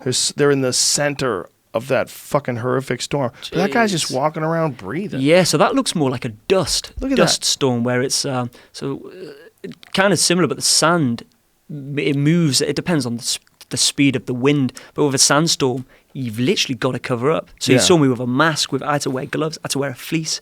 It's just pounding your skin, almost like sandpaper, you know? Ugh. So it is... How long did that last? They would last about 15, 20 minutes. Do you keep walking or do you stand still? I carried on walking, I did carry on walking. You can see where you're going? Yeah, as long as you've got the heading on the compass, just keep going east. Oh. Yeah, but you're also following a track. So this was the bit. So I almost actually lost my life in the Gobi Desert because I was trying to follow a track, and the track is like your lifeline. If you're off the track, it could be hundreds of miles. The track is where there's a water source, there's a well always alongside. But the Gobi took me 5 weeks to get across. So week after week, I was suffering slowly with dehydration, heat exhaustion, slipping into heat stroke, which is usually fatal. I had this big 20-litre water container, sort of remembering just rationing my last remaining dribbles of water, if you like. I was hallucinating, got to a bad state. One of the water wells was dry. I now had to push on to the next one in the hope that it had water. It was a mix of hard sand or gravel and soft sand. So now you can imagine pulling the wheels through soft sand. They would just dig in. It was like pulling a concrete block through hell. Oh my God. Yeah, and I got really skinny. I got really weak. The weeks went by. I was disorientated. I was hallucinating. I was could feel my organs drying up, if you like. It was at the point I just continued to rest under my shelter. It was 40, 45 degrees Celsius. No breeze, no natural shelter. The only shelter I could find was underneath the trailer. I remember just lying there on my back for about 45 minutes to an hour, thinking, what have I done? I didn't have the evacuation as the previous guy had. No helicopters going to come and rescue me, The only backup that I had was my logistics manager, my fixer in the capital city. Needed to allow at least 3 to 4 days for him to get to me, and at least another day or two for him to get me out to safety. Or I knew that there was a community which 100% had water. It was about 3 or 4 days trek away. And I continued, and I pretty much passed the option of pickup at that stage. The only way to make it was pushing on those extra few days to the community. But again, 4 days, it was just too much for me. I was in agony, man, absolute agony. All of the thoughts, all of the feelings. But that's when I've always been a big believer in breaking my goals down. I couldn't visualize the 3 or 4 days, of course, but what I could visualize is 100 meters. I could see 100 meters. So I was just, if I can rest for 5 minutes, not an hour, and walk for 100 meters and then rest, because that's all I could manage before I was just in a mess, hide under my trailer again for another 5 minutes. If I can continue to do this, maybe by breaking my goals down, after 4 days of 100 meters, I can make it to the community. And I did just about. It's off the radars. My urine was almost black. I was in a bad way. Your what was black? My urine. Urine. Yeah. Your urine. Yeah. Oh my God. So you probably had severe dehydration. Yeah, right? I was in an awful way. I was lucky to make it. If that community wasn't there, if it had been abandoned, if the locals weren't there, I definitely wouldn't have made it. Now, when you walk into a community like this, how many people were talking? Like, how big is the community? Talking probably 5, 6 huts, maybe 20, 30 people. Wow. Just in the desert, yeah. And you just show up, some weird white dude, pulling a sled. Pulling a big, trailer behind. And then you're like, I've been doing this. There you go, so that's it. Oh my God. So with this dude. is before I started feeling bad. So with that, I had to run ahead of myself, set up my camera on a tripod, put it on a video or either a timer. And with this one, it was a video because I was trying to show how difficult it was to pull the trailer through the sand. So I was leaning forward, it was almost 90 degrees, and each step was... That's insane. Agonizing. How many miles in the soft sand did you do? So it was 5 weeks in the Gobi Desert, but not 5 weeks worth of soft sand. I'd say maybe a week solid, but scattered over the 5 weeks. Folks, if you want to, we're looking at a photo on the Instagram of Ash pulling this sled, leaning into it like, dude, you must kick ass at tug of war. All you have to do is just go backwards. Just think about how much time you spent dragging a fucking sled. Your legs must be made out of steel. It was painful. Like, you probably never got a chance to recover, right? Because you're basically lifting a little bit of weights every day. And you feel each step is just a run of lactic acids, You're in. Horrible. So this is why I was just resting and awful. Did you worry about rhabdomyolysis? No, I was, look, you see, I was still training in the Gobi Desert. I was trying to keep my mindset, What were you doing there? Show me that. Oh, you're doing sit-ups out there? I would try to stay regimented. I have no military background, of course, but, the mindset, I was trying to stay focused. I would do my push-ups, my sit-ups, always been keen into the fitness. It's funny, actually, even when I came back from Thailand to attempt this, I moved back in with my parents. I had no money, of course. They allowed me back in with them, which was great. And I didn't even have money for a gym membership. So I had my uncle drop me off a tractor tyre. I bought a local sledgehammer, worked on like a bob, bit of calisthenics, and that's what I was doing out in the rain, hardcore conditions of Wales, flipping the tractor tyre, beating it with a sledgehammer, trying to prepare myself, not physically, but mentally. You know, when you're in your as you know, your quilt cover, 5 o'clock in the morning, you can hear it's howling with wind, rain outside. The last thing you want to do is go out and train, but I wouldn't have that option in Mongolia. So again, you know, that saying, by putting yourself in more uncomfortable scenarios, the more comfortable you become. I was just trying to do that. So did you develop some sort of a workout program? Like you have to stick to a specific routine? What was your routine? My routine was just full-on calisthenics. So it would be, with the Mongolia, I was training for 2-3 hours a day, 5 days a week. So I was out. I think actually on the Instagram, the highlights, there's a section fitness with a few different clips. And it's, push-ups, sit-ups, pull-up, flipping the tractor tyre, sledgehammer work. I was working on ticking off all components like flexibility, agility, balance, speed, reaction time, coordination. And I knew that my inner core was going to be crucial, because pulling the trailer, if you go over a stone, your hips are being pulled left and right. So you need to be agile enough to be able to, push on through that. That's interesting about the core. I didn't think of it that way. Yeah, the core was vital. Like all of these sort of pull-ups really helped as well for the... Now, did you have someone coordinating this with you? Did you get some advice from like a physiologist or a personal trainer? Or? I didn't know. I'm sort of just self-taught. Really? Watched some clips on YouTube. A lot of it through trial and error. I was training since 13, 14, based a lot around, calisthenics. And the martial arts help as well. I took a lot from the Muay Thai and still implemented that into the training regime. I love it. Body movement, it fascinates me. I love the training. I get super ratty as well if I don't train. I've got even training today in LA. Went over to the pier, got some rings there. I was straight there. Oh yeah. Lost a lot of weight, so I'm trying to put some weight back on me as well. I love it, and the fitness is a crucial part. Without the fitness, there's no way I would have made these expeditions. I can only imagine. I mean, just seeing you pull that sled, oh my God, that looks like hell. And the fact you're doing 100 yards, rest for 5 minutes, 100 yards.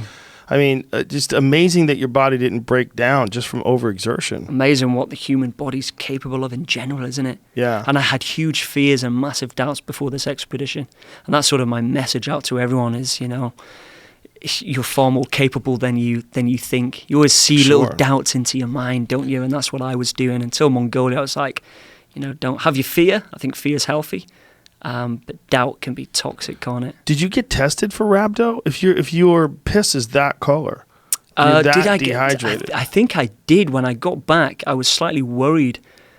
Just my organ, what I was feeling with my organs, almost like they were drying up. I just needed to check that everything was still functioning fine, and everything was good.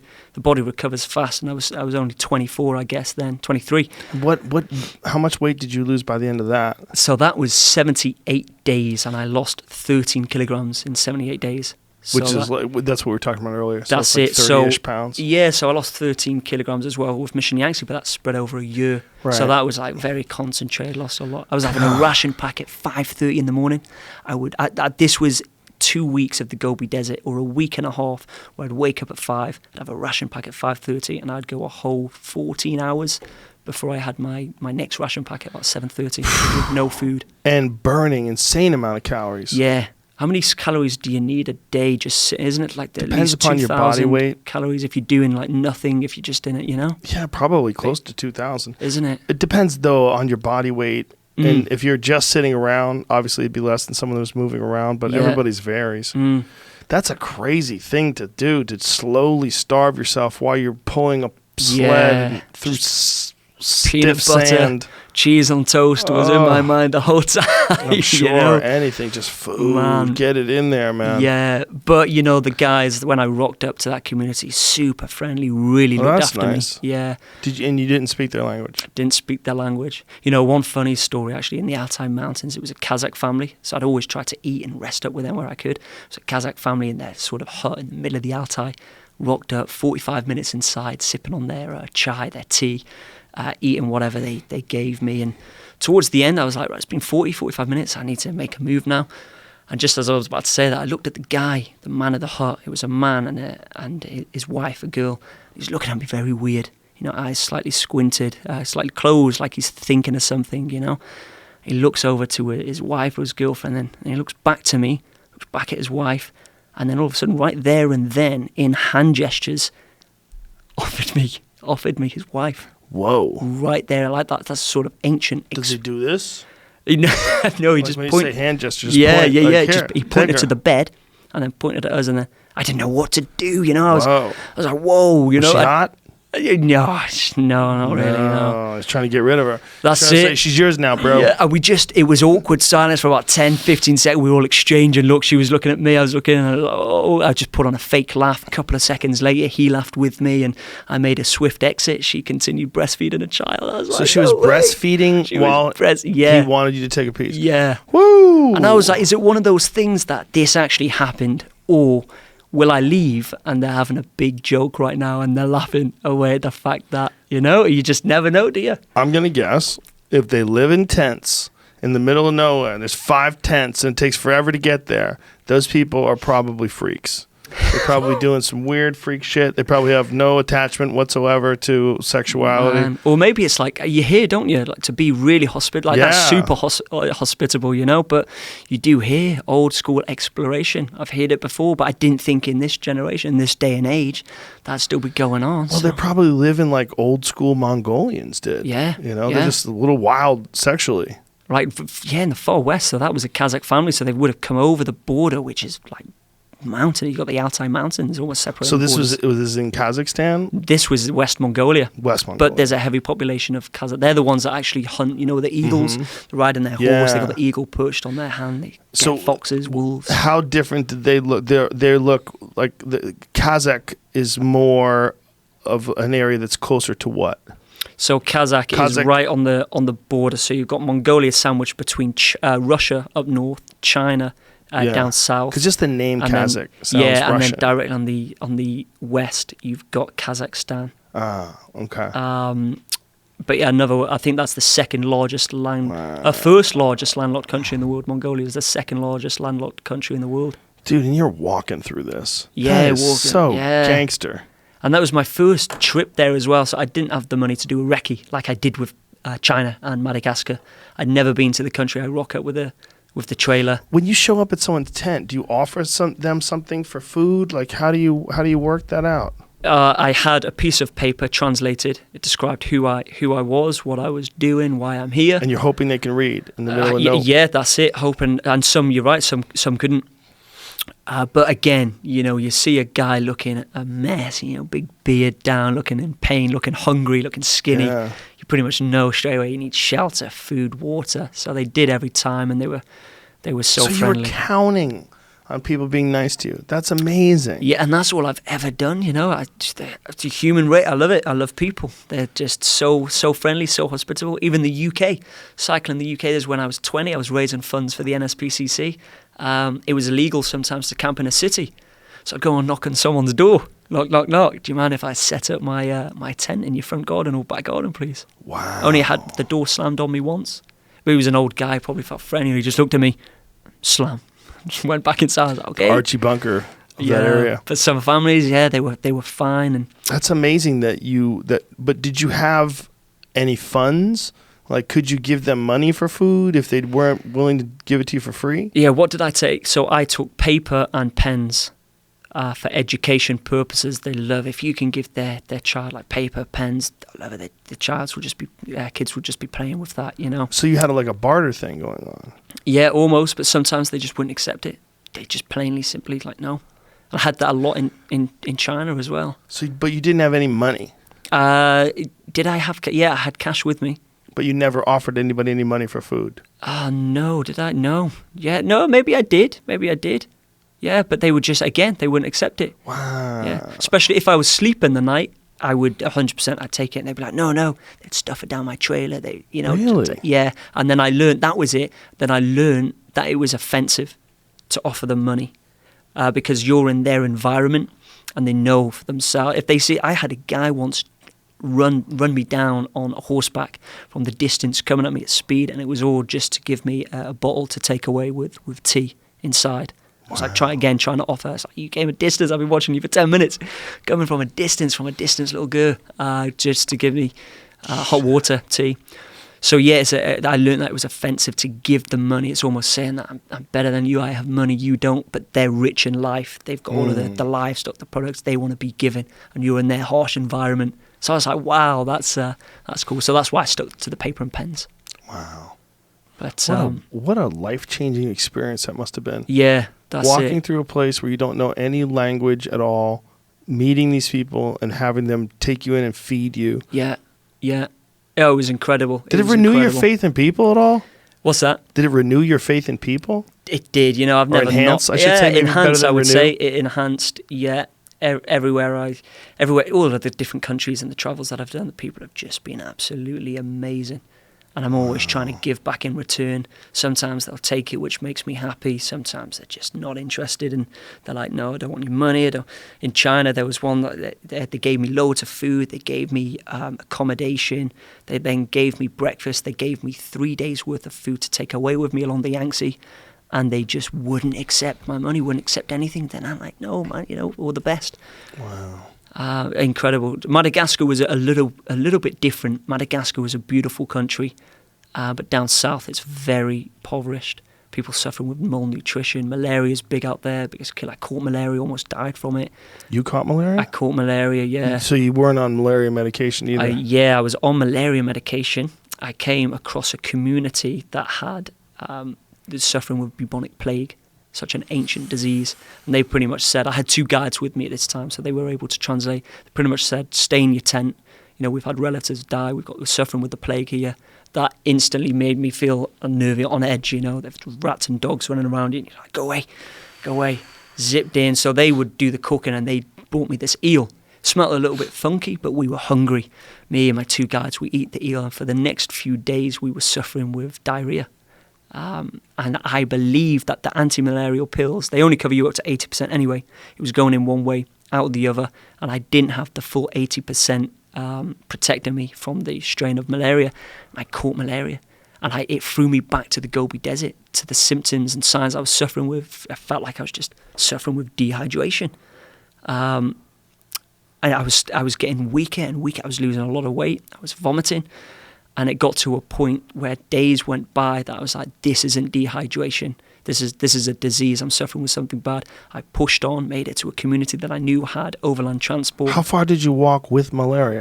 I think I probably walked 4 days or so with malaria. Holy shit. Yeah, it was brutal. Oh. But at that time, I had no idea, right? So I'm dehydrated. So I was just drinking, thinking I'm going to get better soon. Made it to the community. Arrived at one of the nearest hospitals, and she said you potentially made it in time, potentially a few hours before you slipped into a coma. And that's when I realised, and then it was the deadliest strain of malaria. It's falciparum, so you've got 4 different strains of malaria. You've got the deadliest, and it usually kills you within 24 hours. But I believe I lasted 5 days because I was taking the anti-malarials. And then that one you can eradicate fully out of your system. Now, when you're on the anti-malaria medication and you're shitting yourself so it doesn't stay in your system, are you taking more of it when you think you have it? No, I wasn't. I was scared to as well overdose because you don't know how much is still in your system, so you can't just be taking. How much are you allowed to take of it? One pill a day it was. So See, have your breakfast. That's what Justin Wren was saying, that he experienced toxicity because he was taking 5 pills a day. Remember when Justin was talking about that? Of the anti-malarial doxycycline. We actually researched that there's been problems with some troops that get on that anti-malaria medication and they get really sick from it. Yeah. And it actually, doesn't it do something to your brain? Jimmy, yeah, do you remember? I think that's the Malarone that you're talking about. Yeah, that's like a stronger dose, isn't it? What stuff are you on? What anti-malaria? I was on doxycycline. So that's 80%. I think the Malarone. How do I say it? How do you say it? Malarone. Malarone covers you about 100%. I think my dad was on that. Is that how I say it? Mefloquine was Mefloquine. That's right. Oh, so that's a different one. That's then. right. So what's this? What, a stronger strain? I don't know, but he was on it, and he's gotten it. Justin, he runs a charity called Fight for the Forgotten. They build wells for the pygmies. And he's gotten it 3 times. Whoa. Yeah, and what strain is that? Is that the Maybe that wasn't the one. Yeah, that was it, man. Was it? Okay. Yeah, Yeah. that was Oh, it. yeah, here it is. Yeah. Yeah, I remember him talking about it. because the 3 lower strains you can actually remain dormant in your system. That's what they said with him. He got it again after he had it. Malaria drug causes brain damage that mimics PTSD. Man. Fucking A. Malaria drug. The drug. The drug. The drug. Yeah, that's insane. Not even just the malaria, which will fucking I've heard kill of you. that before. Yeah, I have heard of that before. So- So I partnered up with Malaria No More UK after that. Because once I'd contracted it, I was the lucky one to survive. And then as I pushed on, still had 4 months to go. I got it in month 1 of a 5-month journey to walk to walk south to north of Madagascar, some to the 8 highest mountains along the way. So it took 155 days. This journey did, and it was 1,600 miles, slightly bigger than the Mongolia journey. And a lot of it was just machete in hand, hacking through the jungle, leeches dropping down, spider bites, hunting, gathering. You were hunting and gathering out there too? Yeah, in the jungle. Yeah. How do you know what you can gather? The local. So I have Oh. no military background at all doing this, which is usually strange. It's normally a military background to come in to do the survival. But everything that I've learned, I've tried to get as much knowledge as I possibly can from the locals. So like the Myanmar hill community, Mongolia, how they survive, Madagascar, what's edible, what isn't edible, how to build rafts, etc. So I always try to take a small percent, and that's all you can ever take because they're so knowledgeable when it Right. comes to what they can eat, what they can gather, what they can't. You know, it's a lifetime, isn't it? So I just had to try to pick up as much as I could in a short space of time. But again, I was learning as we went. We were, doing some hunting, doing some gathering, but we were losing weight. There was 3 or 4 weeks of jungle territory further up north of the island, and we had a photographer join us for that one. And it got to a point where they just hated it. I did too. It was the cyclone season. We were walking about 14 hours a day, and we would cover maybe 3 miles if we were lucky. Just hacking through a sheer dense jungle, up and down mountains. One day we had to turn around and do a U-turn and walk 3 days back on ourselves to find a different way up the mountain. No. Horrible. It puts into perspective now when you do a U-turn in a car. I'm like, right, Jesus it's just a Christ. U-turn. Yeah, 3 days. Now, when you say gathering, you mean like stuff to eat? Stuff to eat. So how do you know what you can eat and what's not going to Again, gonna kill you? We had the local guides there. And So I had so- a local guide, Max, who was nails, proper bushman. We were collecting chilies. That's such a great sugarcane. English statement. Nails proper. Yeah. He was nails proper bushman. You Nails said that in proper America, people bushman. go, "What the fuck did you just say, man?" Nails proper bushman. What the fuck does that Nails, even mean? Proper bushman. Yeah. So, like, what kind of stuff did you guys gather? What did you eat? A lot of fruit, a lot of plant-based. Coconuts, mangoes. Oh, we got excited. Oh, when so we you came see across wild mango trees. Yeah, wild. we just scramble on up there, throw them down. Tenrec, the little rodents, kind of like hedgehogs without the spikes. They burrow underneath trees.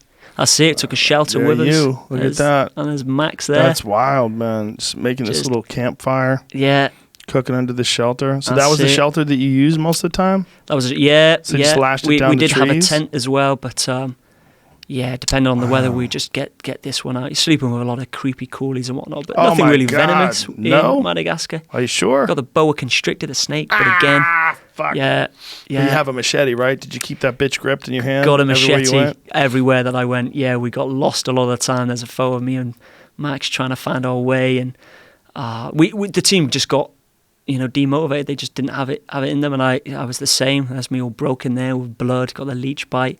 But again, like with anything, I think no matter what you do, you can't always be motivated in life, can Right. you? But you can be disciplined. And that was the difference. We stayed disciplined and we focused on the little steps: 50 meters, rest, 50 meters, and rest. I bet nobody appreciates a comfortable bed like you. Oh man.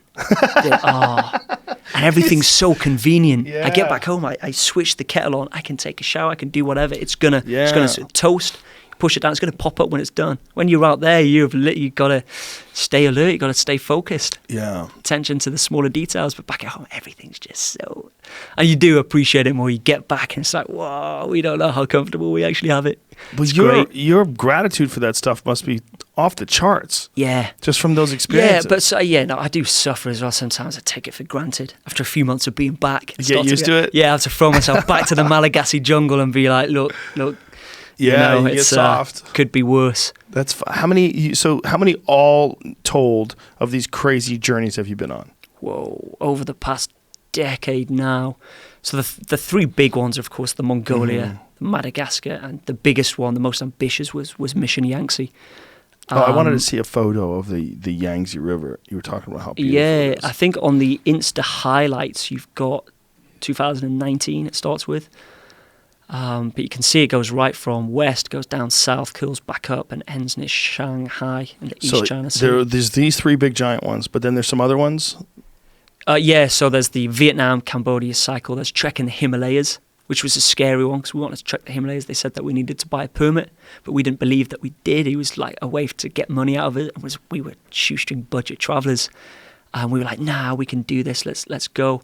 And it got worse. It got to a point where it was like, you can't go. The Pakistan army roamed the border of Indian Himalayas and Pakistan Himalayas. He said you go on your knees if you come across the Pakistan army, put your thumbs behind your ears and say Allah Harugbi repeatedly. And that sort of means Allah have mercy on me. So it was at that point we were like, should we trek the Himalayas? So we almost bailed with that one. yeah, it was insane. Fuck, so they taught you how to beg for mercy. If we came across the military. It's that much of an issue. I thought that was his way of trying to scare us to get us to pay for a permit that we didn't need. How much was a permit? I have no idea. I should know this. It should be. If it was reasonable, I would say. Probably, get that fucking permit, we were such budget. It was crazy. That's so crazy. You got little hammock shops in Vietnam as we were cycling. Sometimes we'd sleep in the hammock shop. It would cost you about 20 cents for the night. In a hammock shop. So that you test the hammocks. Yeah. That's a good deal. Great that, hey. Yeah, good sleep. It's not a hotel, you don't have your toilets, you don't have any of that. But so hammocks, if you're in a real woody area, that seems like not a bad option, right? Yeah. Did you get one? No, we were only stuck to the hammock shops because we were on a bicycle, so we were on roads, right. so that wasn't necessarily... How much does a hammock weigh? Oh, you can get super light ones now. You could probably get one for a kilogram, maybe even... Yeah, around a kilogram, I'd say. Maybe even lighter. God damn, that would be a great way. As long as there's enough trees, what a great way. Yeah, you're screwed in the Gobi Desert, aren't you? But you're taking away off the ground with all the creepy crawlies. Yeah, for sure. Did you get stung by any creepy crawlies? I did. Spiders? Spiders. When you're hacking through the jungle, you've got the jungle canopy. And the leeches, believe it or not. There you go. What is spider that? Bite. Yeah. Fuck, man. How do you know that that's okay? So when it's happening, are you worried? I didn't feel it, when it happened, because as you're hacking through the jungle, you've got loads of bamboo shorts, and they are razor sharp, and they're stabbing you. Everywhere. You've got leeches at the night time. You take your top off, and you've got to apply 6-7 leeches off your body, flick them up the tent. You've got this bite which infected. There's a lot of aloe vera plants around that area, though, so you can just rip off the aloe vera. Yeah, that looks really infected. It looks like you got lit up. If you click on that photo with me standing on the rock, with the dragon? Can you notice anything weird about that image? You got a bird on your back? Gertrude. Who's Gertrude? Gertrude the chicken. So in order to summit the highest mountain in Madagascar... You got to bring a chicken? It's tradition. You must take yourself a white cockerel, protect it, keep it alive, and it protects you from the bad spirits and witches of the rainforest. The locals say so. I'm all about respecting the local culture, of course. So you have to bring a chicken. How long? I took a chicken. How long are you carrying this chicken around? How many days? 2.5 weeks. 2.5 weeks. Oh my God, that's ridiculous. So crazy. So you have to feed the chicken, you have to let it shit? Yeah, shat all in my bag, shat all over my tent. It would sleep on top of my tent. God. It wouldn't leave me. It became domesticated, like a little dog.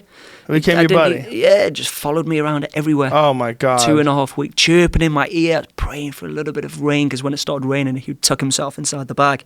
He wouldn't make noises. But can you imagine, 14 hours, you've got this chirping chicken on your shoulder. Now, is he just perched on your shoulder, or do you have him strapped down? He's in the top compartment on the bag. So you have him strapped in, so he can't get away? Zipped in. Yeah, he can't really get away. No, he's like what in the fuck is going on? Yeah, going through the jungle. So that's why we'd let him out a lot of the time, and he'd just be running, trailing behind us.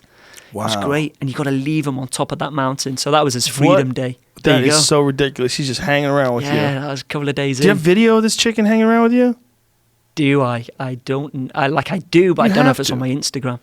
That is hilarious. But yeah, got lots You of and footage. your boy are just chilling with a chicken. There we go. By the way, that guy has like woman's dress shoes from the Yeah. 1950s on. Yeah. What are those shoes? Man, sometimes he'd walk barefoot, and it was only when I said you've literally missed a scorpion by a foot. Those sandals look That's like a, what like a 5-year-old girl would wear. Yeah, they are. Right? Yeah. Yeah. It's hilarious. Those are And hilarious that was sandals. the nails Bushman I was talking look, about. look, he didn't give a fuck what He those things doesn't look care. like. Yeah. He's just there to hike. That is a crazy fucking chicken, man. That whole thing, that's so strange. He's At the end of it, did you eat it? No, so we have to set him free on top of it. We can't even take him back down. So I was hoping he'd follow us down, built a bit of a bond with a flaming chicken, Right. But he didn't. We couldn't eat him either because they say that the bad spirits then go Yeah, inside. it seems like a bad idea if you eat him. Yeah. He's your no pet. barbecue sauce either, He's your so- pet. Yeah. Unless you were starving, right? What would you do if you were stuck and you were starving? Would you guys we have had a- would have no choice, would we? Yeah, you'd we'd have no choice. have no choice but to eat Survival your- first. But But, then you would be worried about the spirits. Exactly, yeah. And if Right. we took him down to a community, that community would apparently flip on us, Oh, Because really? we'd be introducing the witches and the bad spirits. Witches? Yeah, they believe in witches. Chickens carry witches with them? Witches are scared of white chickens. Oh. So that's why we needed Gertrude. That is hilarious. That's- They believe in witches. Witches and yeah. What do they think And they've got witches are? they got some mad stories as well. So Max, my guide, he said. So my take on it is we were in the middle of this community, deep in the jungle, high up in the mountains, in the middle of Madagascar, the 4th largest island in the world, and we came across a community, and they allowed us to stay in their little wooden shack sort of hut, and I woke up about 2 o'clock in the morning, let's say, I don't know what time, 2 o'clock in the morning, and it's Max coming in. He should have been sleeping right next to us. It was Max, my photographer, me, and Lever, and the chicken next to Max, Gertrude. And he came in with this machete. I was like, "You all right?" He's like, yeah, good. Anyway, his story is that me, Lever, and Suzanne were all convulsing in our sleep, all shaking. And then he looks up to the door, and the silhouette of this lady was stood on the outside from the moon, stood on the outside of the door, peering in. And he shouted like, "Oi, get away," in Malagasy. Anyway, he was freaked out. We were all three still cursed. I don't remember any of this. And I was thinking, no, come on, you got to be lying.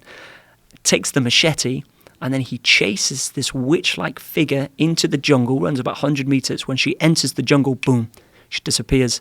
And then when he walks back to the hut, he said, "You'd stopped convulsing. You woke up, Ash, and asked if I was all right." And I was like, no. And I was like the only one that I felt I was the only sane one there saying, come on, that's got to be a load of rubbish, surely. Like, weren't you sleepwalking? Suffered with a night terror, maybe? And he said, no. And the only reason that I wasn't convulsing is Gertrude was sleeping next to me. So I was like, whoa. Susanna, our photographer from Belgium, was just absolutely bricking us out then, She's like, what is going on? Where are we? It's like something like the Blair Witch Project. Yeah, so you're stuck in this tent now with people that are crazy. Yeah, You and think they're the all- witches are like peering into the, like, you got to Yeah. be weirded out. And now. they're all telling me their individual stories of their witch experiences as well. Great. But they were very, there was a time with my two guides, we had many crocodile rivers to cross. Oh, Madagascar's- fuck, dude. Yeah, Madagascar's full of crocodiles. And sometimes they would ask the local community, whether it's safe to cross.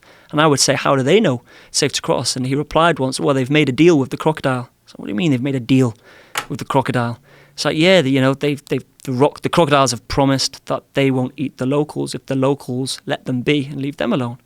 So you're going to cross that crocodile-infested river on the hope that some contract has been signed or some handshake, give me photo proof, They're like, yeah, I'm doing it. I was like, I'm not doing it. I'm building a raft, or I'm finding a different way, And Even a raft. yeah, and we did it. It took us 4 hours to construct the raft. Yeah, just to get to the other side. I never knew what was in. You must have been shitting your pants just Yeah, looking what a down at that time. water. Yeah. Crocodiles, Yeah. they target people. They do. So there's always 3 ways to cross a river. Cross where the locals suggest. If there's no locals, cross where there's white water or rapids. If there's not that either, then yeah, a raft is the final option. There's a terrifying story about these explorers that I think they were on the Congo. And they were in kayaks, and the guy in front of them got attacked by a crocodile. And the guy Jeez. watched the crocodile come up, grab the guy, flip the kayak under, and then pull, Terrifying. and then pop. The kayak pops up without the dude in it. Boom. Whoa. And then the guy's gone. Scary So it story. reached yeah. up, snatched him out of the kayak, and then just yanked him, ripped him off the rope. popped him out of the kayak, and the kayak pops up, and the guy's like, "What in the fuck?" And he's right behind him while this thing happened. Oh, you his get out there, boy, wouldn't you? his boy just got eaten by a dinosaur in a crazy muddy river right in front of him. It was like, fuck! Yeah. What do you do? Get to shore, get the heck out of there. Did you see them?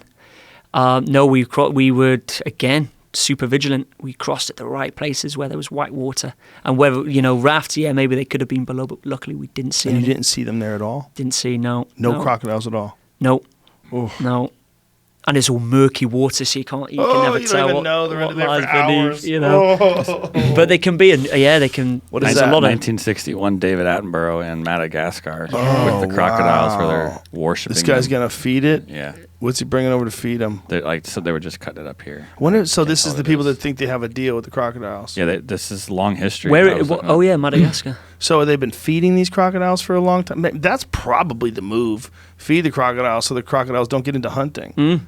I mean, they want to preserve energy. If they think they could just show up to the shore and every day you toss them some food. Yeah. Look how evil And the those crocs fucks know look. normally Look where at the that. people cross, and they'll just try to stay away from human activity.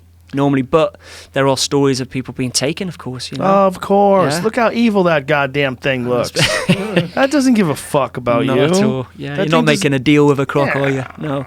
Come on. And they were laughing at me, saying, of course we've made a deal. I'm like, don't be silly. And they're laughing, thinking I'm weird. It's like, come on. But they also believe in witches, too. But it's interesting, like, without the real outside world, right, would take away the internet, take away access to education, take away all the things that we think of in the Western world. And then in their world, like, even if witches aren't real, if they operate that witches are real, they're gonna set these like very specific patterns of things they're allowed to do and things they're not allowed to do, and that at least gives them this idea that carrying that chicken around is protecting them. Yeah, that a chicken's gonna protect you from the bad witches. Like, and they just keep living that. Like, you can't take a chance. Yeah, are you gonna take a chance and abandon the chicken? What if you get killed by a witch? Yeah, then you're gonna feel like an asshole. Yeah, right. So they get stuck in these patterns because life is so sketchy there as it is. Yeah. You're surrounded by dinosaurs. You're hacking your way through fucking terrible forests. Yeah, it's almost to protect them as well, isn't it? By creating these stories. There was another one that if a leaf falls, if you're resting in the shade, it gets hot in Madagascar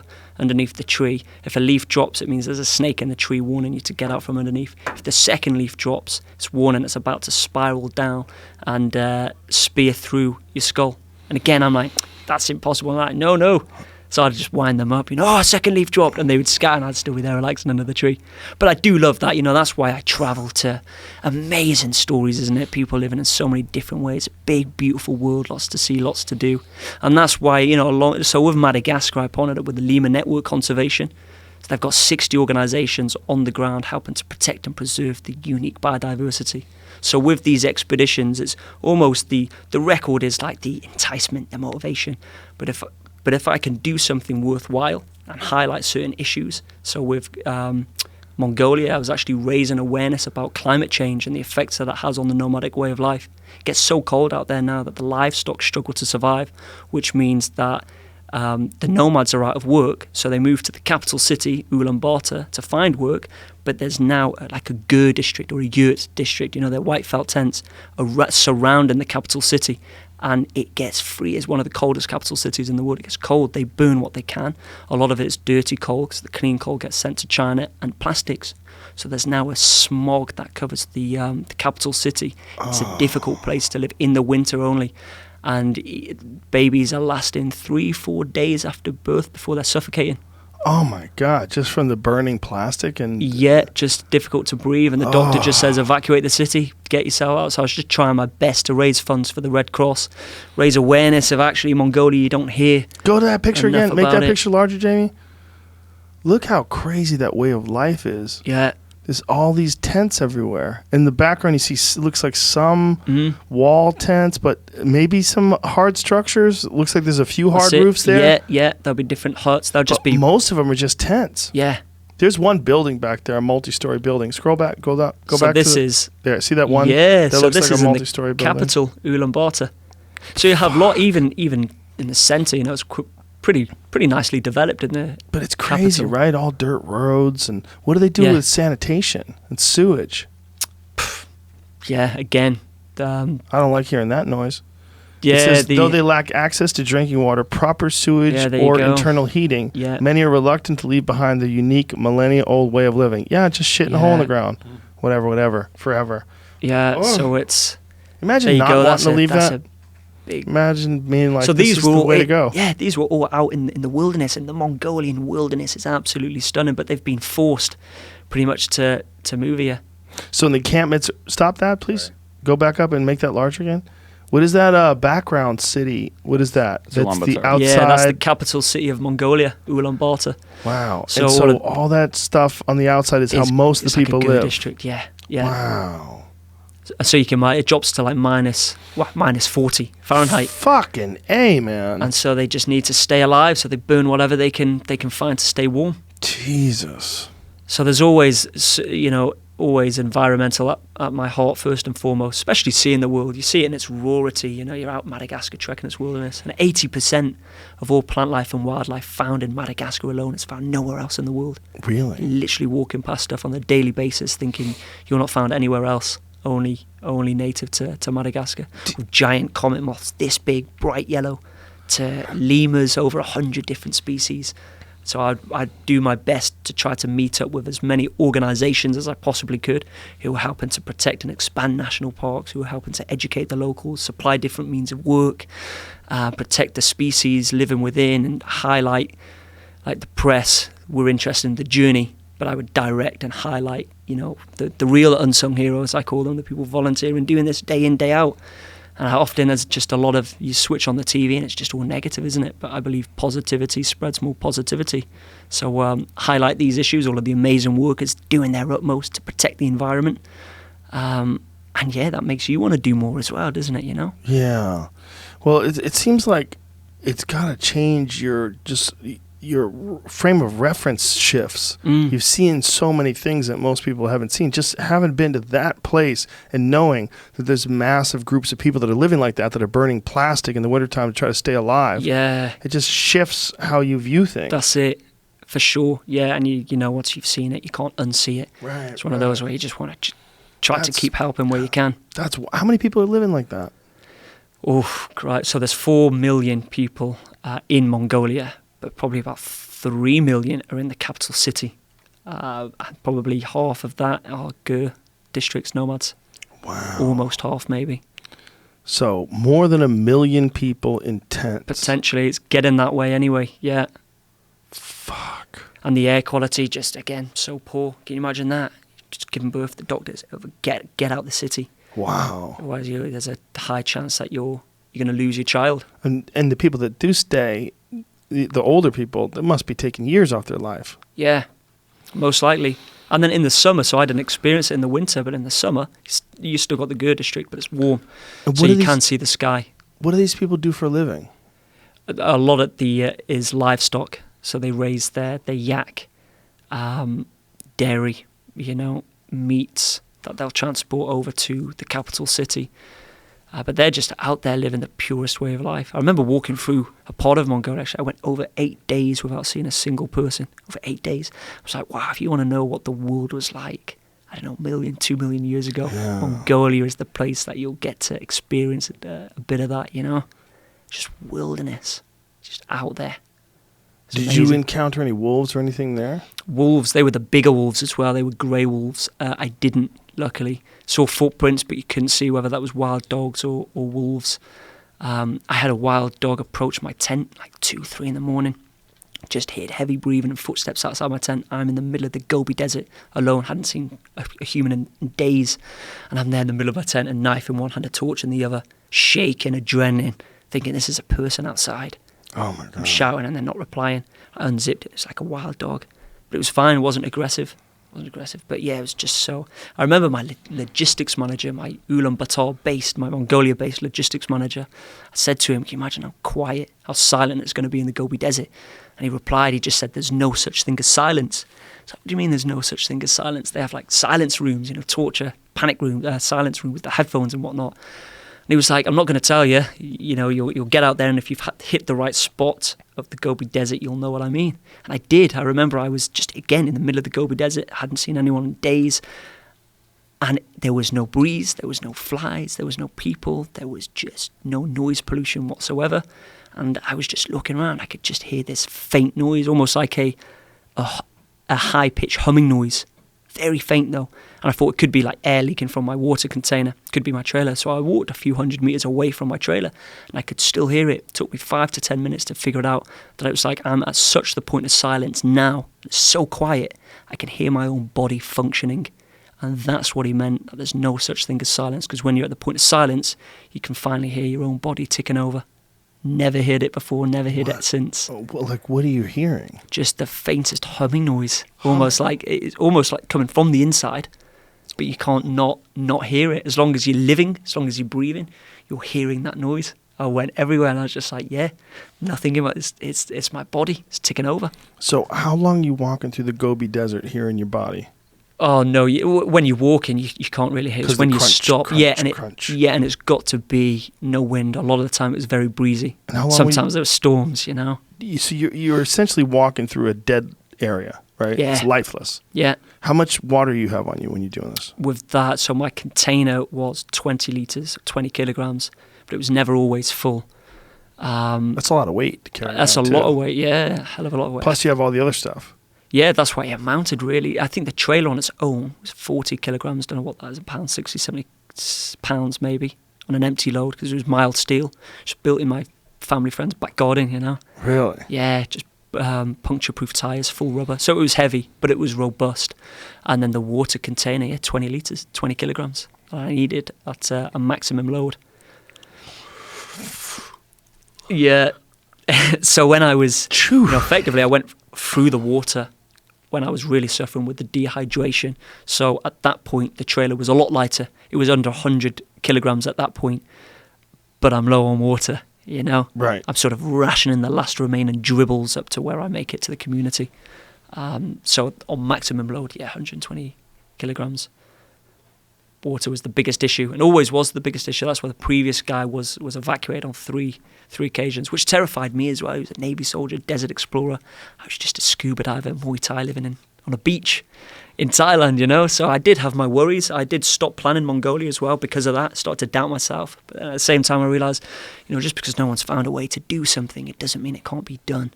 What made you feel like Mongolia was the wildest place? Probably because it was really close. Like, I'm living in Thailand. My initial idea was get a cheap bike, $10, cycle up to Mongolia, cycle across Mongolia and walk back the other way, or cycle to the start point in the east and then walk to the west. And I thought, you know, if I did that, I would have died. I wouldn't have made it. That was lack of preparation. So that's why I went back home, back to the UK for the right preparation, the right training. And again, as I say, now it's not like Vietnam. The cycle, when it was all very reckless, it was all meticulous planning, detailed planning. And Mongolia, for me, it just struck me as that. I was on the travel route for 2 years at this point, and I'd come across people, they say they plan to go here next, they plan to go there next, or they've come from Cambodia, Vietnam, but no one had ever said Mongolia, really. So I was just fascinated. Home to the Altai Mountains, the Gobi Desert. You got your reindeer tribal community up north. You got your eagle hunters in the west. Your camels down south of the Gobi. It was just like, this country is fascinating. And from that point on, I was just like, I wonder. Maybe 100 miles, let's walk. Maybe 200. I was like, heck, why not go for the length? Wow. And then I started to look for people who had done it before. It wasn't for any record. It was just for the fascination. That's when I realised I couldn't find any evidence to suggest that anyone had completed the solo and unsupported walk. But I did find the guy who previously attempted. And he was a nice guy. He responded. I asked him what the dangers are. It's a big list. The grey wolves, the drunken nomadic drifters, the stagnant water, the dry wells. Drifters? They can sometimes be a problem, yeah. They'll drunk, they'll get on their hose, they'll roam, and they're big. They're big, the Mongolians. Wrestling's their sport, so they're stocky. It's in their history as well, isn't it, with Genghis Khan, or Genghis Khan as we know him. Yeah. You know, but yeah, they could be big an issue. And he just sent this huge list, and I was like, yeah, maybe I'll look for a different country. Maybe I'll walk across a European country or something. It's a while. I didn't know much about it until I listened to Dan Carlin's Hardcore History piece on Genghis Khan. Right, yeah. Which I think it's 5 episodes, and it's insane. You just realize, like, how do I not know all this?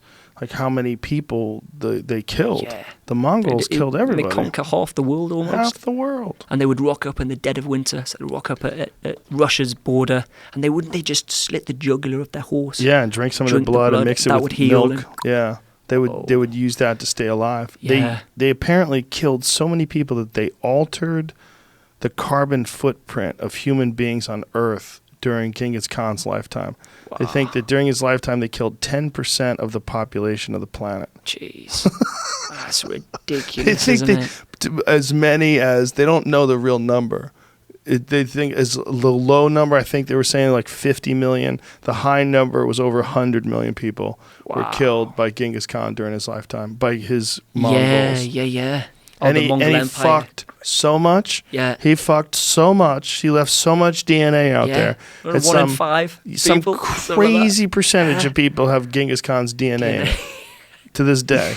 That's insane, It's isn't nuts, it? man. Nuts. Terrifying. It's nuts as well. too that it went away. It's like you had this military genius that came along at the right time. You know, with they had just massive skill with archery and bows and arrows and catapults and just strategy. They were just really good at figuring out how to take over cities. They invented the bulletproof vest as well, didn't they? Did they invent that? Yeah, they realized that the biggest concern to his soldiers, to losing his soldiers, it was from the arrow. The arrow kept taking his men out. So he came up with an idea, how can we possibly... Chainmail or something? Yeah, and it was, chainmail, straight over a vest. I thought they had that before. Maybe. I don't know. And it's I was shocked to see I went to like a museum and there was the swastika, the Nazi symbol. Yeah, Okinawa had that as well. Yeah. So did India. Yeah, it was a different thing. It goes way back. A few years ago, I thought it was... Hitler just ruined a cool design. Yeah. This is what happened. That's it, yeah. Hitler ruined a cool design. Yeah. I mean, you can never bring that back. Oh, hey, man, I'm just really into Okinawan karate. Because I went to a martial arts supply store in the 90s. Yeah. And they had swastika. And I was like, what in the fuck is this? Yeah. And then apparently it was just a part of Okinawa and Okinawa karate. That symbol was a very common symbol. yeah. Pre-World War II. Whoa. Nobody knew what it was. Yeah. I mean, it obviously back then it was a different thing. Yeah. In the 1200s it was, wasn't it? The Chinggis Ming dynasty. There's a place, I think it's in West Hills. There's an Indian temple, and this Indian temple is covered with swastikas. And they had to explain that the construction of the temple and the designs on it predate the Nazi adoption of this symbol. Whoa. Yeah.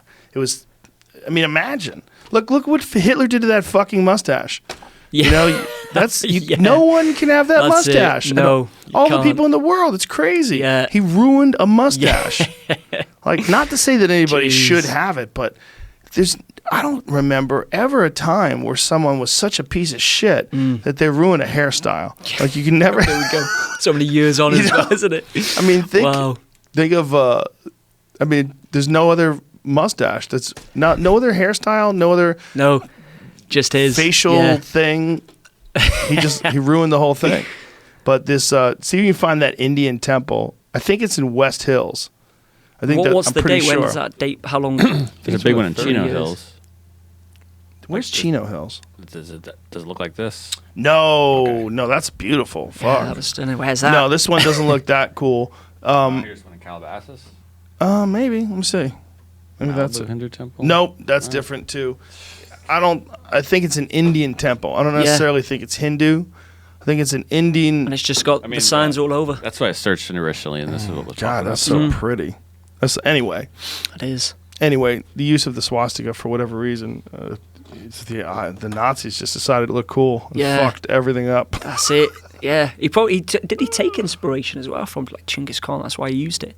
Maybe. He conquered almost half the world, and he wanted to go in that direction, really? didn't he? I think that's what someone told me. But, I didn't know it that. would make sense as well, wouldn't That it? Really? would. He was trying to do exactly what Genghis Khan did.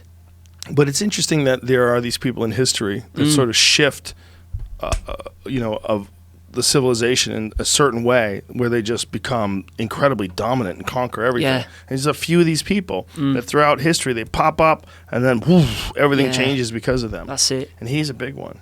Massive. So you're in this area, knowing the kind of history that's involved in this place. Like, what did it feel like knowing like how many battles took place on that land? Yeah, you can. And fairly recently, right? I mean, Yeah, relatively really, speaking, yeah. it's the 1200s. That's it. Yeah. Yeah, and you can see how the fields are massive. And actually, going back to that guy who ran after, on his horseback, who came to deliver me the bottle of tea. Yes. Imagine that in the thousands, the noise it would make. Like, I could see him. He was a dot in the distance. It took him about 10, maybe 15 minutes to get to me. Now imagine a whole line of them soldiers, warriors, Chinggis Empire, running toward the noise. Oh, you'd be terrified, wouldn't you? And this mass land as well. The steppe just goes on, just rolling fields of grassland. Forever, right? Yeah.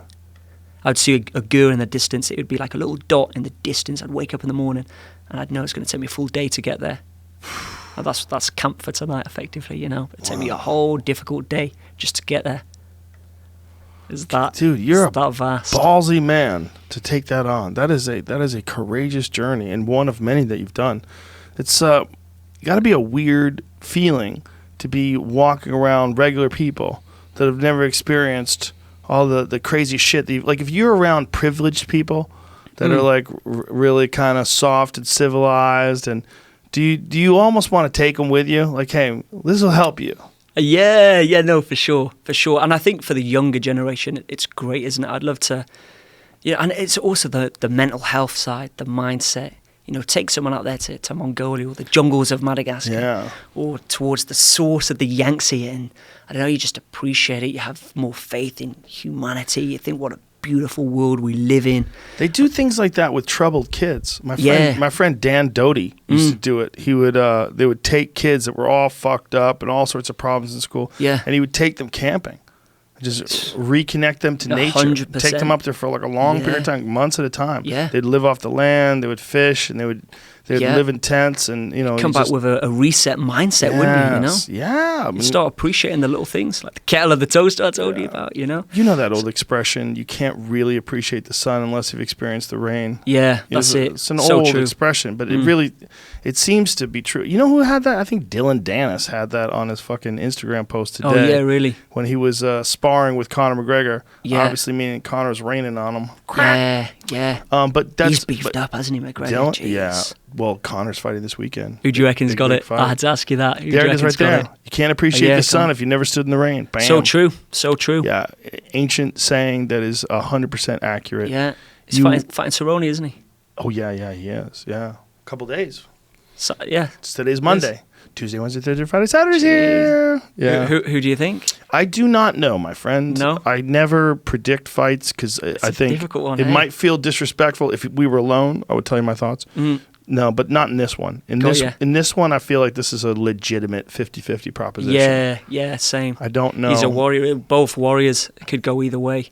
Well, also skill-wise. Yeah. When I look at a bunch of different things. I look at damage, age, skill, motivation, and then like past results, all these things. Yeah. So when you look at all those things, you give Conor a slight advantage with stand up, like with his speed. He's very explosive, and he tends to knock guys out like that left hand, isn't it? Yeah, the left hand's a piston. So explosive. He tends to catch guys with a lot of explosive punches. Yeah. He's very fast, whereas Cowboy is more of a steady pace, wears on you, but can also finish head kicks. Yeah. Has the most finishes in UFC history, most submissions. I believe he has the most Holds submissions. a lot of records, doesn't he? A lot of records. Yeah. A lot of records against, he's fought nothing but tough guys like for a long fucking time. Yeah. He's been head kicking and strangling tough guys. How old is he now as well? Cowboy, I think, is 36. 36, yeah. Yeah.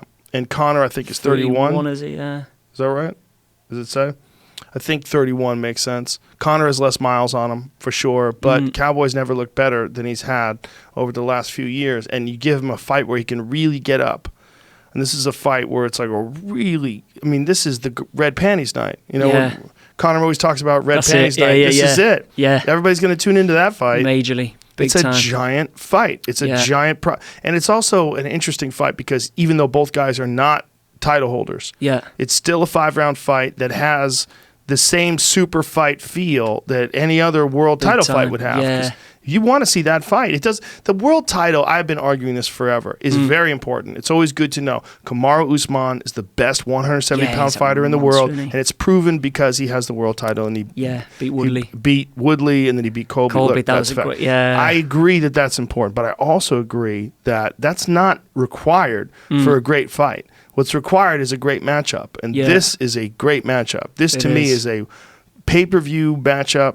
Like, I mean, I am... That could genuinely go either way as well, isn't it? You know? And I'm working the event, but if I wasn't working the event, I'd be like, what is happening here? Yeah. How's that go down? Yeah. How's that go down? You know, I don't know how it goes down. It might be Conor tries to catch him real quick with a straight left. It might be Cowboy takes him down. It might be Cowboy tries to kick his legs on the outside. It might be, Conor takes a slower approach because he thinks that Cowboy's strategy is for him to wear himself out in the first round. So maybe Conor fights light and easy in the first round. Maybe he looks to prove a point. You know, who to go the long run just in case. Well, not just that. Because he's gone heavier, hasn't he? Bulked up more. So at third, fourth, fifth round, it's going to be struggling endurance wise. It could be. He could also. Well, I don't think so. I don't think he's bulked up as much as he's not cutting weight. Right. I mean, he's starving himself to weight 145. 155 is more comfortable for him. 175 is no weight cutting. I think he's probably going to be walking around just a little bit over that. I know Donald is. I think Donald in a video said he was walking around somewhere around 177, 178. So that's nothing. That's nothing. That's a day in the sauna, and Don's on weight.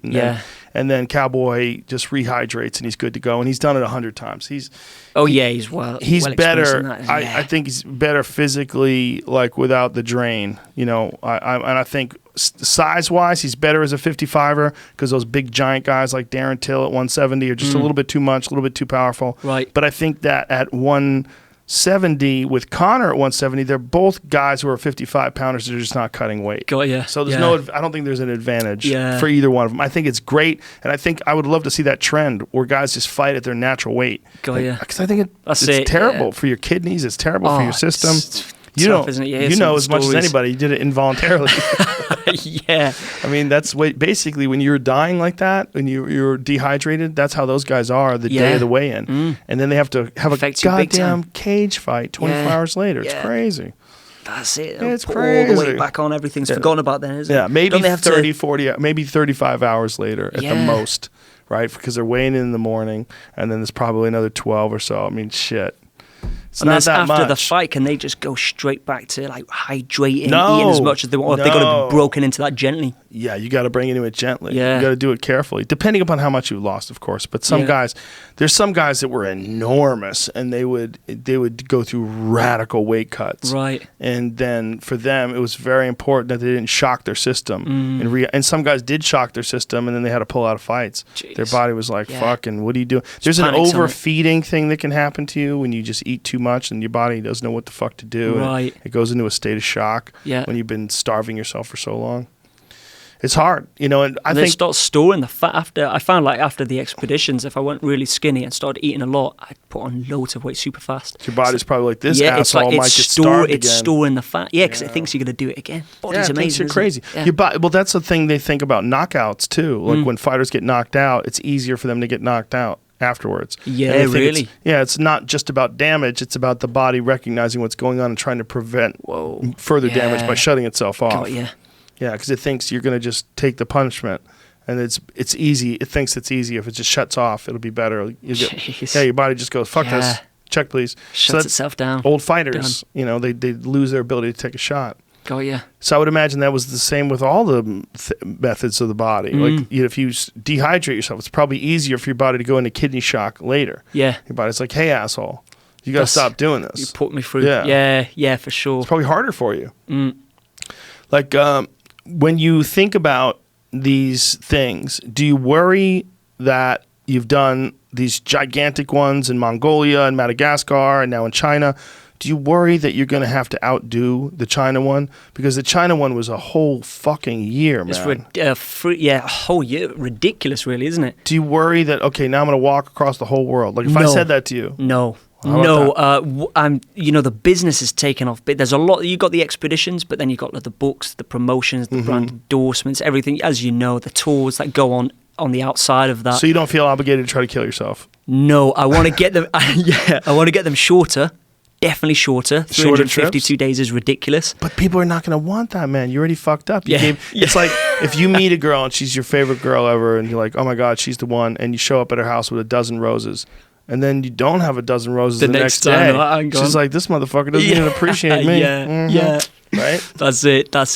I think if we can make it just as extreme, just as ambitious, even more so interactive. I loved the interactivity, man. That's and cool. do it with a good. So I partnered it with WWF in China. So I want to work with them again. On the future that's expedition. not wrestling. You're not talking about wrestling. No, that's it. That World used to be Wildlife over Fund. here. Yeah, Oh, they okay. did. Yeah. How the fuck did they use WWF when WWF was wrestling for so long? Yeah. They They did sue them, didn't they? I think World Wildlife Fund had to. They won, so. Who, World Wildlife Fund won? Yeah. Oh, That's that's why why. it became WWE? That's it. Yeah. Oh, I didn't know that. I thought it was... I heard that only recently. I was like, whoa. Yeah. I thought that it was because they had to admit that they were scripted, so they called it entertainment rather than Federation, Cool, World yeah. Wrestling Entertainment. I think there was conflict with the World Wildlife Fund, wasn't it? Yeah. That's interesting. No, makes sense. Yeah. So they were first. They were before pro wrestling. Yeah. Maybe Or even for if they were WWF. after. I think that just the power. It's global, isn't it? World Wildlife Fund. Is it? Yeah, all over. So potentially just because the sheer size of them, you know. What excites you when you start thinking about your options for potential future trips? Do you have anything that like seems like really bonkers that excites you? What about walking all the way across Africa? Yeah, you know, something that has always fascinated. I'm not ruling it out. It's always potentially an option, but I've always been drawn to the Congo. Dude. Always been drawn to the Congo. And Talk to I my was friend actually, Justin. Talk to my friend Justin. yeah, please, hook us first. up. Yeah, no, for sure. Because he's currently got a new parasite that Yeah, they don't. Yeah, he's had it for more than 8 months. Yeah. And they don't know what it is. Whoa. They think he might even be the first person that they've ever diagnosed with it because he caught it so deep in the Congo. And a lot of these people that are catching parasites and it could be an evolving parasite too. Yeah. The Congo's a There's all sorts there. There's all sorts. vibrant, crazy ecosystem of all kinds of different things. So what's he suffering with? What's his sort of symptoms? He's got all kinds of problems, man. Oh, really? He's on all sorts of anti-parasitic medication, but he was saying that after he worked out, he had to get into the shower because he was shivering. He had to turn on the hot water. Jeez. He looked pale and he was shivering. Terrifying. They think it might be in his brain. They don't know what's going on. That's even worse, isn't it? The fact that they don't know what's going on, they don't know how to help him. And he's got just brilliant doctors that have been working with him for months. Whoa. They're running these batteries of tests. They're trying to figure. He detailed it on the show, and he's such a nice guy. He's like one of the most selfless people I've ever met. Yeah. While he's talking about it, he wants to start praising the doctor and telling me I should get the doctor on the podcast. I'm like, let's get to the point. What's going on with you, man? I'm Jeez, like, tell us what's happening. He's like, even in describing his own life-threatening illness, he's trying to promote people and help them out. Amazing. That's the way forward, isn't it? That's the way forward. Kind of like him, man. I mean, yeah. He's got it's a wonderful story. I don't know if you ever heard it, but I don't use that word wonderful that often, but with him, I do. It's like he was bullied. He was bullied when he was a kid. Yeah. And then got into fighting and then became depressed and was a UFC top heavyweight and left. He won. He was he didn't win the Ultimate Fighter, but he was one of the top guys in the Ultimate Fighter. And then he left the UFC and just started to do all this work in the Congo and started to build wells for the pygmies and then decided to come back to fighting just to sort of raise awareness for the Congo and to start this foundation. Yeah. So he starts this Fight for the Forgotten Foundation, starts his fighting career off again, becomes one of the top heavyweights for Bellator, catches malaria three times, and keeps going back and forth to the Congo to spend these long trips out there. But in the process, he's gotten really sick. The last one. He doesn't know what. He looks great still, but it's still fucking with him. What now? What's he? I don't know. I mean, they've just got to find what it is. They got to figure out what it is. The cure and hoping that these anti-parasitic medications are putting them on to have an effect on whatever it is, and maybe it goes away. I don't know, man. The worry for me is when someone says it might have gotten into his brain. And I'm like, what does that mean? What is that? What happens then when something's in your fucking brain? Like, what's going on in there?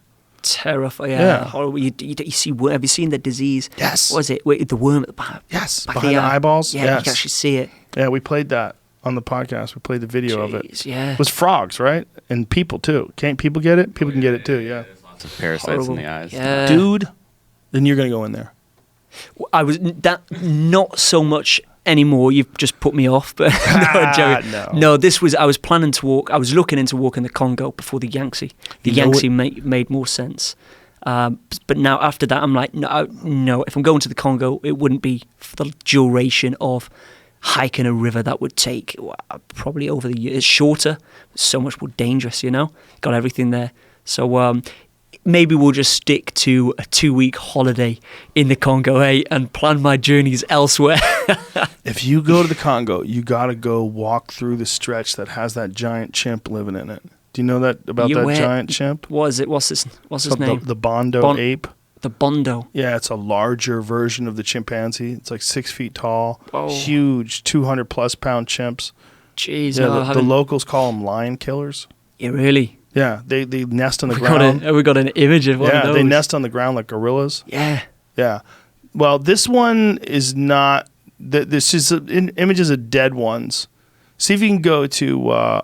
There's if you just Google Bondo ape, there's some really good. See that one in the upper left-hand corner, Jamie? Yeah, but that picture I don't think is real. I want to say that's fake. Congo's giant Bondo ape. See, that one's real. That one's real. Those people with the dead one. Okay, make that larger, please. Can you just make the? There you go. That is. That's the first evidence of one that they ever found. Wow. And then they shot this thing and they took pictures of it, but I believe that was in the 1930s. And then they got another one that they shot at an airport, and these guys are posing with this thing. See if you can find the one. That's it at the bottom, the very bottom. That right there. Bang. Look at that. Go full screen, the one below it. Yeah, look at that. Make that larger. Look at the size of that fucking chimp. So that is this thing that they call the Bondo ape, and it has a crest on its skull like a gorilla. Yeah. Yeah, skull is not shaped like a chimpanzee skull. And so go back to the picture, please. That's okay. That's big enough. But because it's not a very clear picture anyway. So these guys shot this at an airport, and look at the hog on them too. Woo. But the size of that thing, I mean, look at the men behind it. I don't know how big they are, but let's assume they're tiny. And they're 5'5". That thing is 5'10", 5'11", and probably well north of 200 pounds. The strength, and it's a chimp. Well. Oh my God, it'll rip you to pieces. Yeah, easy. But the cool thing is, this is a weird subspecies that's only in this. I think it's called Bili in the Congo, and they either call it the Bili ape or they call it the Bondo ape. But it's an enormous. Yeah, never hit. But I'm sure I've that picture there where.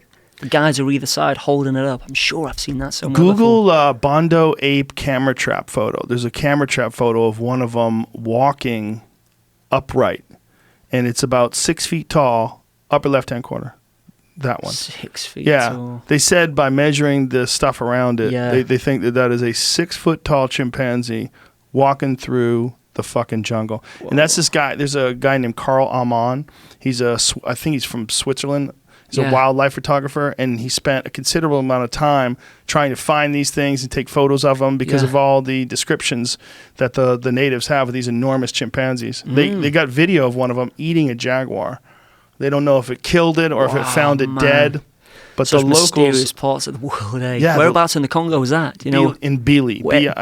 I think it's called Bili. It's not a large place, but it's incredibly dense jungle. It's very hard to get to. But for a long time, it was just legend. But now they have actual video of them. They have photograph. They have scat samples, DNA, and then they have the skulls. The skulls that are not quite gorilla and not quite chimpanzee. Got you. When they first got it, I'm pretty sure they thought it was a hybrid. They thought like a gorilla fucked a chimp. Like, come here, bro. Yeah. And then now they think it's a totally different subspecies of chimpanzee. So there it is. Ah, there you go. Yeah. Bili Forest.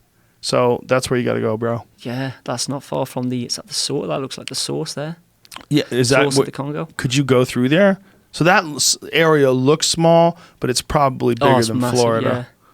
The area where these things. I mean, the Congo's so isn't it? big. The Congo is just always fast. From a young age, you hear all sorts of stories about the Congo, don't you? Isn't it wider than the contiguous United States?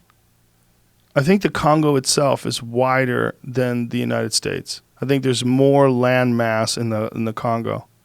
There's an amazing immense, isn't it? BBC documentary on the Congo from many years ago. I think it was like from the 90s. But they spent 29 times. The United States is 29 times bigger than the Congo. Okay, hold on. Stop. 342,000 square kilometers. But the width of it, I think it's the width. There are only 5 million people living there for the size of it. Oh, that's it. Okay, there no, you it's go, not. yeah. Okay, it's not as wide. It's not even as close. Maybe Texas or something. Yeah, it's like, it's bigger than Texas for sure. Mhm. It's like Texas and California and maybe like one other state smushed Yeah. in there. It looks like it's like 30% of the United States. Still a lot of wilderness, that though, isn't Oh, it? yeah, man. And if there's a fucking giant chimp living in there, Yeah. and all Yeah. kinds of other shit in Oh, there. all sorts. Have you seen that shoebill bird that lives there? No. Oh, my God. It's a 5-foot tall dinosaur of a bird with Yeah. an enormous face. His face is like this big, and it looks like it doesn't look real. Like you see I it think walking I've around. seen, yeah, with the way that you're describing it, maybe photos, videos. Oh, the face that they have. There's some great high-resolution photos of the shoebill where you look at them in the eye and Yeah. you're like, what the fuck is that? Is that real? Man. They're like the most ferocious-looking bird. It looked like that right there. Yeah, I have Come seen on, that. That's bro. badass, Look isn't at the it? face. Imagine walking through the waking jungle. up and seeing that looking down at you. Yes, or walking through the jungle and you part some leaves and that fucking man. thing is staring Yeah, at your yeah. face. Oh my God. We came across, have you heard of elephant birds? No. I think David Attenborough. Elephant birds. Elephant birds. I think David Attenborough first discovered it or went to Madagascar because he was fascinated by the elephant bird. Went extinct. I don't know how long ago, but their eggs were about what's half a foot. Like a football. Yeah, almost like a rugby ball, football. Yeah. In size. Oh. There we go. Oh my God, look at the size of that egg. That'd be painful. That's so big. Look at the size of that fucker. There you So go. Look at that it was comparison with an ostrich. oh my God. On the there you go. Yeah. Holy fuck. And these were big, but I came across the elephant bird eggshells. They're about this thick as well, maybe half a centimetre in thickness. And they're just scattered across the southern beaches of Madagascar, and they're thousands still So this there. thing is still alive? No, or the this eggs has gone are? extinct. It's just the But eggs. the eggs are still there. Yeah, there you go. There's David Attenborough. I think he bought one back. It's in Cardiff, which is the capital city of There's that Wales. many of them? You can just go get one? There's just crushed because they're so thick. Oh, look at that compared They to a just normal last egg. forever. They just last forever. Wow. Holy shit, they're huge. I forget how many years ago they went extinct. Sure, it was a couple of And thousand. how many of these things have been collected? I'm not too sure. I don't know how many. Why how many did the eggs. elephant bird disappear? What does it say? Human people what? Yeah, I believe it was the humans, wasn't it? Hunting Scroll them. down. Humans may extinction. not be to blame. Oh, Goddamn pop-ups. Get us every time. Wow. immense. That's huge, though, isn't it? Yeah. But did you ever see the ones they had in North America? The terror birds? No. Oh, fuck. They had 7 feet tall, murderous, carnivorous birds that couldn't fly running around North America. Jeez. Yeah. Pull up terror birds. He's searching overtime in this episode. Yeah. I'm just trying to scare you with all the shit that you've seen your whole life. These were enormous birds. There's Wow, one there that we shows go. look at the size of that thing. There's one that shows back to that National Geographic thing that you just had right there, Jamie, in the middle. Yeah. I think that was like a CGI documentary that they had done on one. It says versus wolves. I don't even want to click Oh. on it. Well, yeah. Awful. Well, I think they're so much bigger than the wolves. They probably hunted them down There you and go. There's killed a them. size comparison there, isn't there? See, next to a human. Yes, there is. It's far left, Massive, Jamie. eh? Yeah, well that's built crazy as well. too. Chasing horses and shit. Can you imagine, like, Yeah. exploration back then? Oh, Bro. it'd be a whole different ball game, wouldn't it? Oh, you had no idea. So much more it's- exciting, but dangerous as well, you know? Well, when you're talking about people that believe in witches and people that believe in witchcraft, like back Yeah. then, you almost had to have some belief system to keep you going because you had no idea Yeah. what was around the next corner. Mm. So these terror birds were alive, I believe, when human beings were alive, right? When were these things alive? If I had to guess, I'm going to guess they died out a million years ago? 500,000 years ago? 62 to 1.8 million years ago. Whoa. 62 million to 1.8 It says the million. temporal range covers from 62 to 1.8 million years ago. So I think that's 62 million, not 62 years ago. Right? Okay, so no 62 people. million, yeah. So definitely no that people. Dinosaur Yeah. age. Cenozoic era. Cenozoic. So we just some kind of monkey chimp type thing was all we had back then. I mean, you know, I think like that was like Australopithecus or something like that. What year was that? Okay, I'm over Googling you. Still stuff living with us though, isn't that? That's terrifying. Have you heard of the camel spider? Yes. Where it injects you with like an anaesthetic. Yeah. And there are like stories of soldiers waking up half an ear missing because they've been injected in the middle of the night by this big ass camel spider, size of a dinner plate, isn't it? What is this, Jamie? Mammals of the Miocene, which are, I guess, the same era. So it looks like giant sloth time period, that North American bear time period. Look how small the horses are. Holy shit. Compared to those giant sloth things. It's like Avatar, isn't it? Oh, that's a short-faced bear. That's what that is. That's that enormous bear. You've seen that thing, right? The short-faced bear? Short-faced bear. Have you I don't seen even it? know, bro. No, The short-faced bear was the most terrifying bear in all of history. Short-faced bear was way bigger than a polar bear and super carnivorous, and they think it might have been the thing that kept human beings from successfully navigating the trek through the Bering landmass until they went extinct.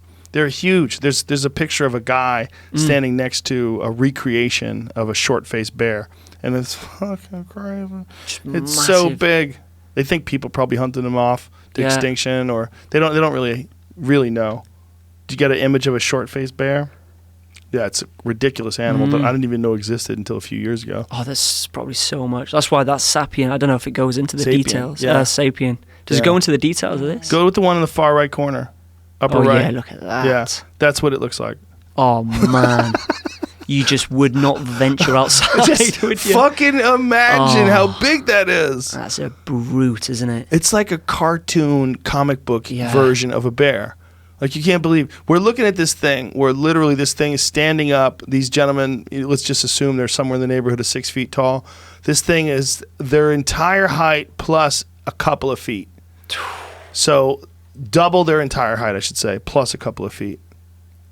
That's ridiculous. Like their head, this thing's standing up, and their heads are like right around where his hip bone is. Although he is on a little bit of a mound. I'm counting there. that.